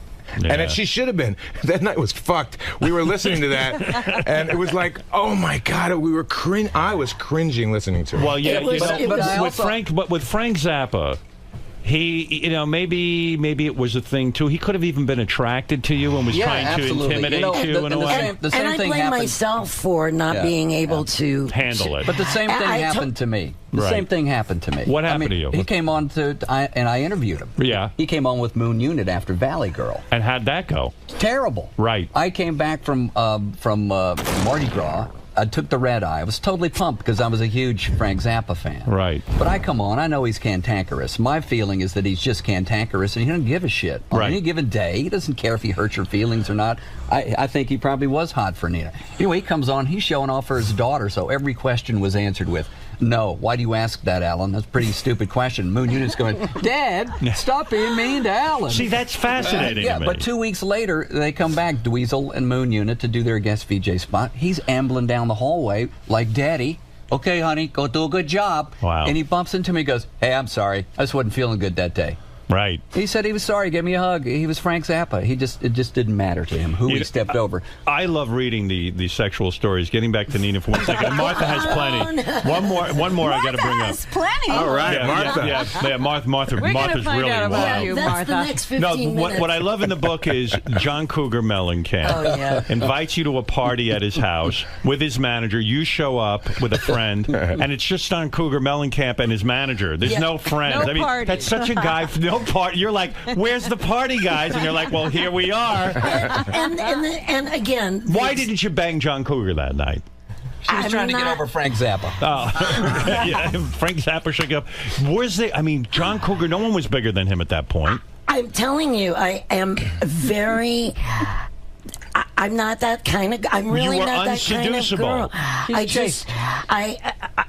get nervous. I'm starting to stutter even now. I get nervous, and that's not my. But women it's not my thing. A rich rock star. You would think that he wasn't rich then. Oh, he wasn't. How did you know? I still wouldn't because he had just started. She made him fill out a little form. But who did get you? John Waite, right?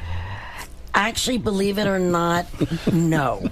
I Am Missing You was written about you. I know it was, but, and you can ask John. Nobody believes this, and it's the honest to God swear on my life. Do you guys think John Waite wrote I Am Missing You for Nina? I do, but I know a Chad Sanford who was also involved in that song, and he says that it was written about Nina. And others. I know there was others. An amalgam. There's a few people involved in the song. So in other words, you have disagreements in this book, this new book that came out. Nina thinks it was written about her, and Mark goes, no, it wasn't. No. No, she was part. John has said to me that Nina was part of the inspiration for the song. John told me when he wrote it that he was thinking of his wife. He was married at the time, and me. Oh. Right? But then Interesting guy. who was he missing? But years... Who was he missing? He looks like Robin he's wants to missing know. no one. Who was he missing? I am missing I'm no not one. sure. Yeah, but then Mark said he or my friend Ida, whatever. But I do know now, but I didn't know at the time because he didn't say it was about other girls. But so I can't claim that as. You know what's crazy about impressions about VJs and stuff? Like, as someone who watched that, I was like, oh my God, it must be such a wonderful gig that I didn't realize how much you guys love that gig. When Nina says that after they fired her from MTV, I just figured you were having the time of your life. You're this beautiful girl. It must be so great. You're in Hollywood. You're the big famous VJ. And you say, as soon as they fired you, went into depression. You were actually contemplating suicide. No. Yes, yes. No, I didn't say that in the book. That's an amalgamation of you and I. Oh, yeah. You wanted to commit suicide, too? No. Who here killed himself? No, wait. Yeah. Let me say Did you try to kill yourself after? No. And you were in your car and your dog saved your life? That's Nina. That's Nina. But that was way after. That was in the 90s. Oh. I actually, and you should have killed Frank Zappa. Why were you killing yourself? You were wonderful because I actually had jobs that they had offered to me at MTV that I had turned down, and I had taken, and you knew of this. You called me at home because they wouldn't let me talk to the press. They wanted it. Wow. Yes. What a mensch. No. Yes, you It's probably did. trying to get in your pants. Absolutely, you did, because they wouldn't let me talk to anybody. Wow. Because they wanted it to look like they did fire me, when in fact I was going to 3 jobs. But then in the 90s, when it all got played out and my husband left me, I can't get any That's work. when you got suicide. That's when I got suicide. And the dog. The dog was in the car. You would have killed yourself, but you didn't want to kill the dog. Right. Bingo. And now How we much got do it drugs straight. play into all this craziness? Who was on drugs back then? Mark, you were. Alan, you were. That's why we had a happy life. Did you? I've got none of this drama in my life. Yeah, but when you're making $50,000 or $40,000, there's no money for coke. Be very creative about that. Are the record companies giving you coke? Is that no, what's every going manager of every club that we went on an appearance was stoking us up. Is that how you made extra money? You could go to clubs and sort of appear places? No. No, it's not like radio where you can make club nights. No, so you guys would do drugs because people would give them to you. That's how you got paid. Sure. Well, we had mortgages. I love hearing Robin. It's so awesome. Martha, were you into drugs? No, not really. I was the person, I was thinking about this morning, and you will so relate to this. Remember that weird little pharmacy across the street from the original studio in the ground floor of the building? Well, it was right after the Tylenol scandal, and I bought some vitamin C, and I was like, you know what? I don't think this is properly sealed. Oh, my and I word. brought it back. This is the story. Watch out. And he goes, I'm not taking this back. And I said, I understand, but do you want me to take one of these and die? And he's like, oh, fine. And he took it back. So I was so jittery about that whole thing. That wasn't really my scene. So it wasn't your scene. Now, one of the things I got out of the book, and I remember this very well. I was a student of MTV. That you guys really were disrespected in the sense that, and this is part of them trying to keep you down. It was the first MTV Awards.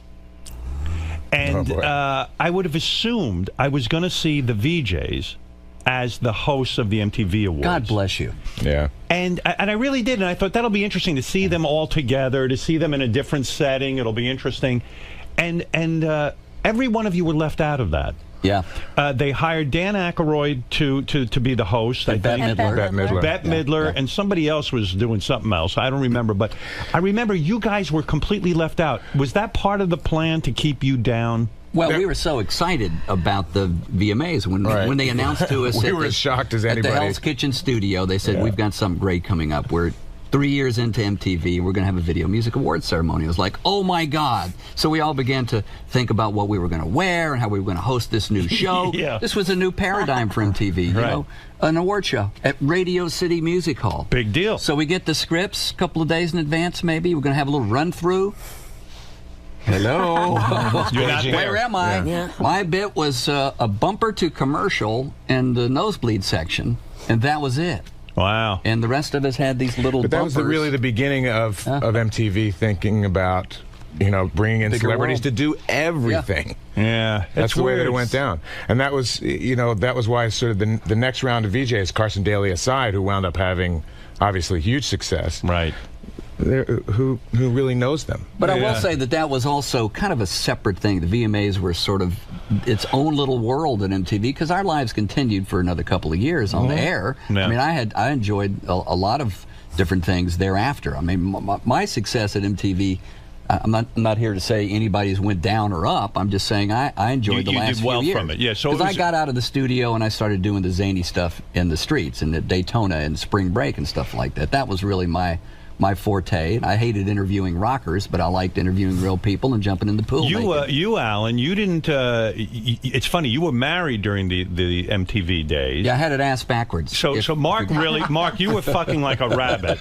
Like you took advantage of your fame. But Alan, you had I was happily married. You were happily married, and then when you left MTV, then you got a Years divorce. later. That was the dumbest thing. My you could friends do. are like, "What is your problem?" You're right. You move back south, right, and you divorce, and you're nobody. Yeah. You don't get it for free anymore, Alan. Were you kicking yourself? Were there women that were offering themselves to you? There's no kicking. I had no plan. Right. I wasn't like strategizing. I was just happily married. And yes, there were women that threw themselves at all of us, including Nina. But it had to be that radio. That had to be radio on steroids. The MTV VJ job. Yeah. A lot, with the naked pictures coming in. Yes, and the naked all pictures. of that stuff. Oh my gosh. But Mark, you were not married at the time, right? No, we launched in 81, Right. and I got married a year later. Oh, to Carol. To Carol Miller. Carol Miller, very famous, beautiful DJ. Yes. Every guy wanted her, and you married her. And you used to give me such shit on the air, Howard. What did I say? Oh, you used to crack me up. You were like, Carol Miller, who you grew up listening to, you Yes. love her, and, Right. and she was, she married that loser from MTV. I can't believe. Why I was angry. I was mad. I was jealous. No, but the rumor was you and Carol broke up. She caught you in bed with two women, not one, two. True or false? Clear it up for once. I would like to say that is absolutely true, but in fact, it's not. It's not. It's not at all. You were not caught in bed. Howard, here's the thing. Now, look, I heard Carol came on the show with her book. She trashed And you. whooping cough. How's the whooping cough, by the way? Is it good? All right. But she trashed you. And listen, I'm not saying that I didn't deserve trashing. Right. I was a shit, and part of my doing this book is because I really feel badly about it. And I've, over the years, tried to contact her, and we've had some conversations. Right. But the idea is, hey, this is the way that things went. And I was, years later, I just wanted to apologize. Right. That's where we're at. She laid it on heavy. She said that she had cancer and you were cheating on her and you tried to get money out of her. I mean, she was blasting away. She said that I did some things, and I did plenty of bad things, but she said I did things that I didn't do. She was said that I It paid was for an amalgam. Well, yeah, right. So like It was between you and Alan Hunter. A composite character. But you want to know something, Mark? I actually felt funny that day because you weren't here to defend yourself, and that's why I am actually now you're here. that you're here and you can defend yourself. We just want to figure out what you did and what you didn't do. Listen, I talk quite a bit about the fact that, yeah, it was just a bad timing situation. Now, Carol was amazing, and if the times were different, if I hadn't have gone to MTV, we may very well have still been together today. Who knows? Were the right? temptations too great because you were a VJ and this fame all of a sudden everyone fame. yeah. Somebody said, as we were putting this book together, somebody said to me, I don't know anyone who handles sudden fame well. Right. And I didn't, and I regretted it. Although I don't think the fame was all that sudden. Look, it was cable in the beginning of the 80s. Cable was still kind of green, and we had 2.5 million viewers on MTV. It rose to 40 when we all left. But in other words, it wasn't a sitcom that was an overnight success. We had this slow burn over a period of time. I was so famous, what happened, Al. Mark? I don't know, Al. I was famous. I don't know about you. He got famous right away. You're talking about it was relatively. Well, Mark was quickly. probably really the most successful because he was already a disc jockey at WPLJ. I mean, I would have given my arm to have that job. He hit the ground hound dogging, yes. Yeah. I mean, wow. That had to be a big decision whether to leave WPLJ and go be a VJ. You know what? I would have a hard time with that. I hated that job because What, at PLJ? At PLJ. Why? I was on late at night for one thing, and we were playing stuff that I had been playing in radio. I came from Philly, where the first place that I saw Carol, in fact. Where were you, WMMR? At MMR in Oh, Philadelphia. right. And we were playing the same music that I had played for the last 5 years on the radio. I'm over it. We were not where we should have been. You know, I moved here into New York in '80. See, I never cared about the music. I wanted to just be on WPLJ. They were looking at me and looking at me. I'm following my career. And who did you work for, Berger? Yeah. Yeah. He called me up. I'm following you. I go, stop following me and put me on in the fucking morning. That guy was just a human sphincter muscle. Really? He was unbelievable. He was so anal about every little thing that he used to do in the studio, little cards and little notes and things. And that drove you nuts. Yeah, and we, you know, look, Meatloaf. We played Meatloaf. How many times do I don't need to hear it anymore. It drove you crazy. I don't, you know. Hey, ladies, it's just funny, this radio talk. It's like so. But wait, inside. so when the VJ job came about, you probably said, "Good, I'm getting out of PLJ, and I can go there and try something new at least." I wanted to be where I thought music was going, not where it had been. How did you get the job? Do you have to audition for it? Yeah, I auditioned. There was guys who we had on the PLJ Morning Show, Jim Kerr, who works here. He auditioned. He had this comedy guy, a comedy duo. In fact, they auditioned. Everybody that I knew in radio in New York was at the auditions. Everybody wanted it. And what did you do at your audition? I'll ask each of you this. What did you do at your audition you think that sealed the deal? Well, there was two. The first one was just like bare studio, sitting there. It was like, you know, Nazi interrogation thing. It was weird. Spotlight in your face. Do the music news. The second one, when you get the call back, that was in a freezing cold studio, but a set. There was a couch and an easel with pictures of the Eagles on it, and I had to identify. I had to back announce the Eagles, and refer to the easel, and then walk over to the couch and sit down, and like do some music news. Were you nervous when you I was auditioned? terrified. I had no television was not in my plan. I was a radio guy. And you guys point out in the book too. I guess I never thought about this. The goal was, once you got the job, you could complete your job in 42 minutes. Was that the record? That you guys, in other words, you didn't have to sit through the music. No, but so you could get in and out of the studio in. It you didn't work like that, really. Later. Yeah. You started to get bored.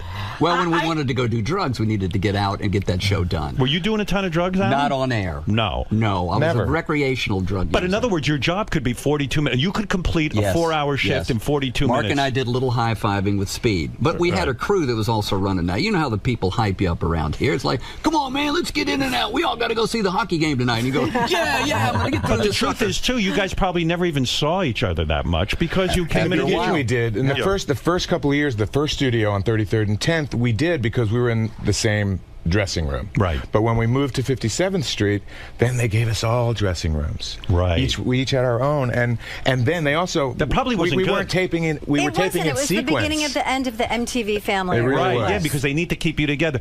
Did you bang lots of famous chicks, Mark, when you got big on MTV? No, but a lot of ones who weren't famous. A lot of ones who weren't. I have my near miss story, which is I would go to eat at the Applejack restaurant right up the street from our studio, and Diane Lane was in there quite often. And I would go and sit, and we would have chats, and I would fantasize. I wasn't looking to have an affair. So by near miss, you mean I know how near? How near are we talking? I know she was. Did you get in her pants or I not? know she was interested. She was. She came up and said, "I watch you on MTV." You thought married. was interested. So you did bang her. So did you bang her or not, This is Alan? the theme. Al's imagination, right? Is that what it is? Al has fantasies. I didn't know write that. a new book. I learned in the MTV book, the new one that's coming out, of course, VJ, The Unplugged Adventures of MTV's First Wave, in the stores today, that, Mark, you sold meth in high school?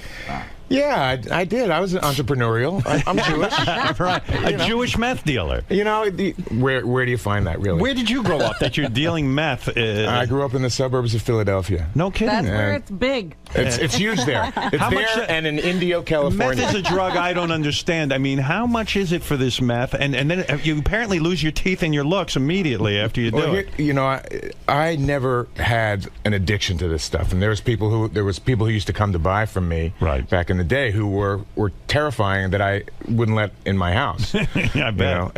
But that kind of went away. Once I went to college, I hoped to go to college with a lot of money. I had a big deal planned at the end of the summer. Right. This French guy that I had been dealing with, gets busted and deported in one night. And so with my 10 grand. All right.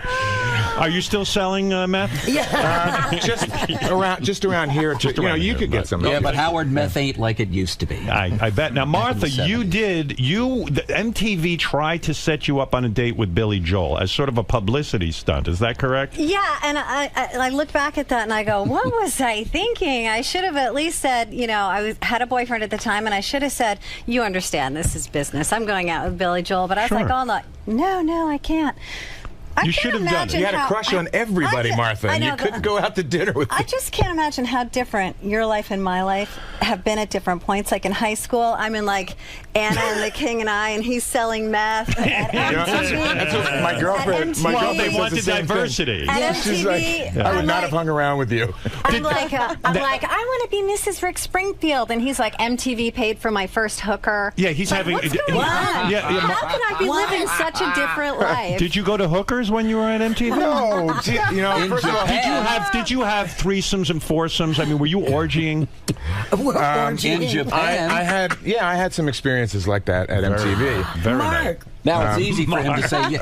Now it's easy to say yes to everything, Howard, because you've opened the Pandora's box. Now it's like, oh yeah, I did that. By the way, MTV paid for my first hooker, and there's no question about who paid for the others. Who did? There was no others. That's the point. It was in Japan. It wasn't a hooker. Martha went out. Did you guys? I read this. Martha went out. She agreed to go on a date with Paul Stanley of Kiss. And you not only went out with him, he took you on a bowling date, and you were completely turned off to him sexually because he cared too much about bowling. Okay.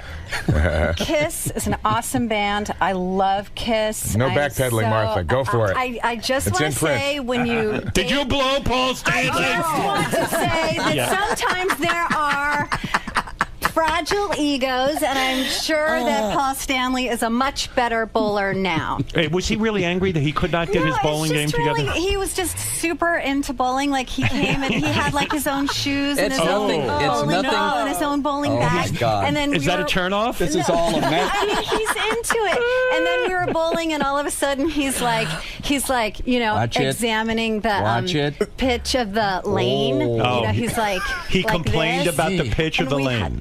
Let us speak in metaphors here. Wait a second.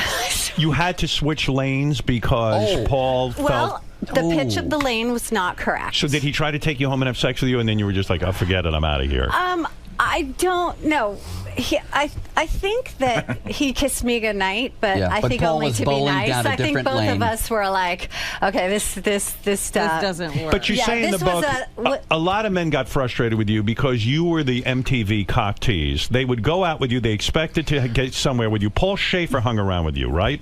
A long time. He put in a lot of time with you. The band leader of David Letterman. Know this? You're assuming that. I'm reading. It's in the book. It's in the book, I think. No, I know, but you don't know the amount of time. He put in time, and then he decided he gave up on you because you weren't putting out. He told me on Fifth Avenue that I was being a tease, and that was it. Yeah, he wanted it. And who does she show up with, though? And God bless him, we loved him. But one day, she shows up with Stiv Bader. Stiv Bader. Oh, Stiv Bader. You know Stiv. From Lords of the New Church. I really don't know Stiv. But really? She has the pick of like the Martha litter, if you consider Paul Schaefer part of a litter. Right. But there's Stiv Bader. She went for the wonderful, geeky kind of You had sex with Stiv Bader, you right? said to Nina, you Did go you for have rich sex? rock stars. I went for the poor ones. You went for like a punk dead guy. But I liked no pigment whatsoever. The girl next door. Did you have an affair with him? With Stiv? Yeah. Oh yeah, we were together. Was he good in bed?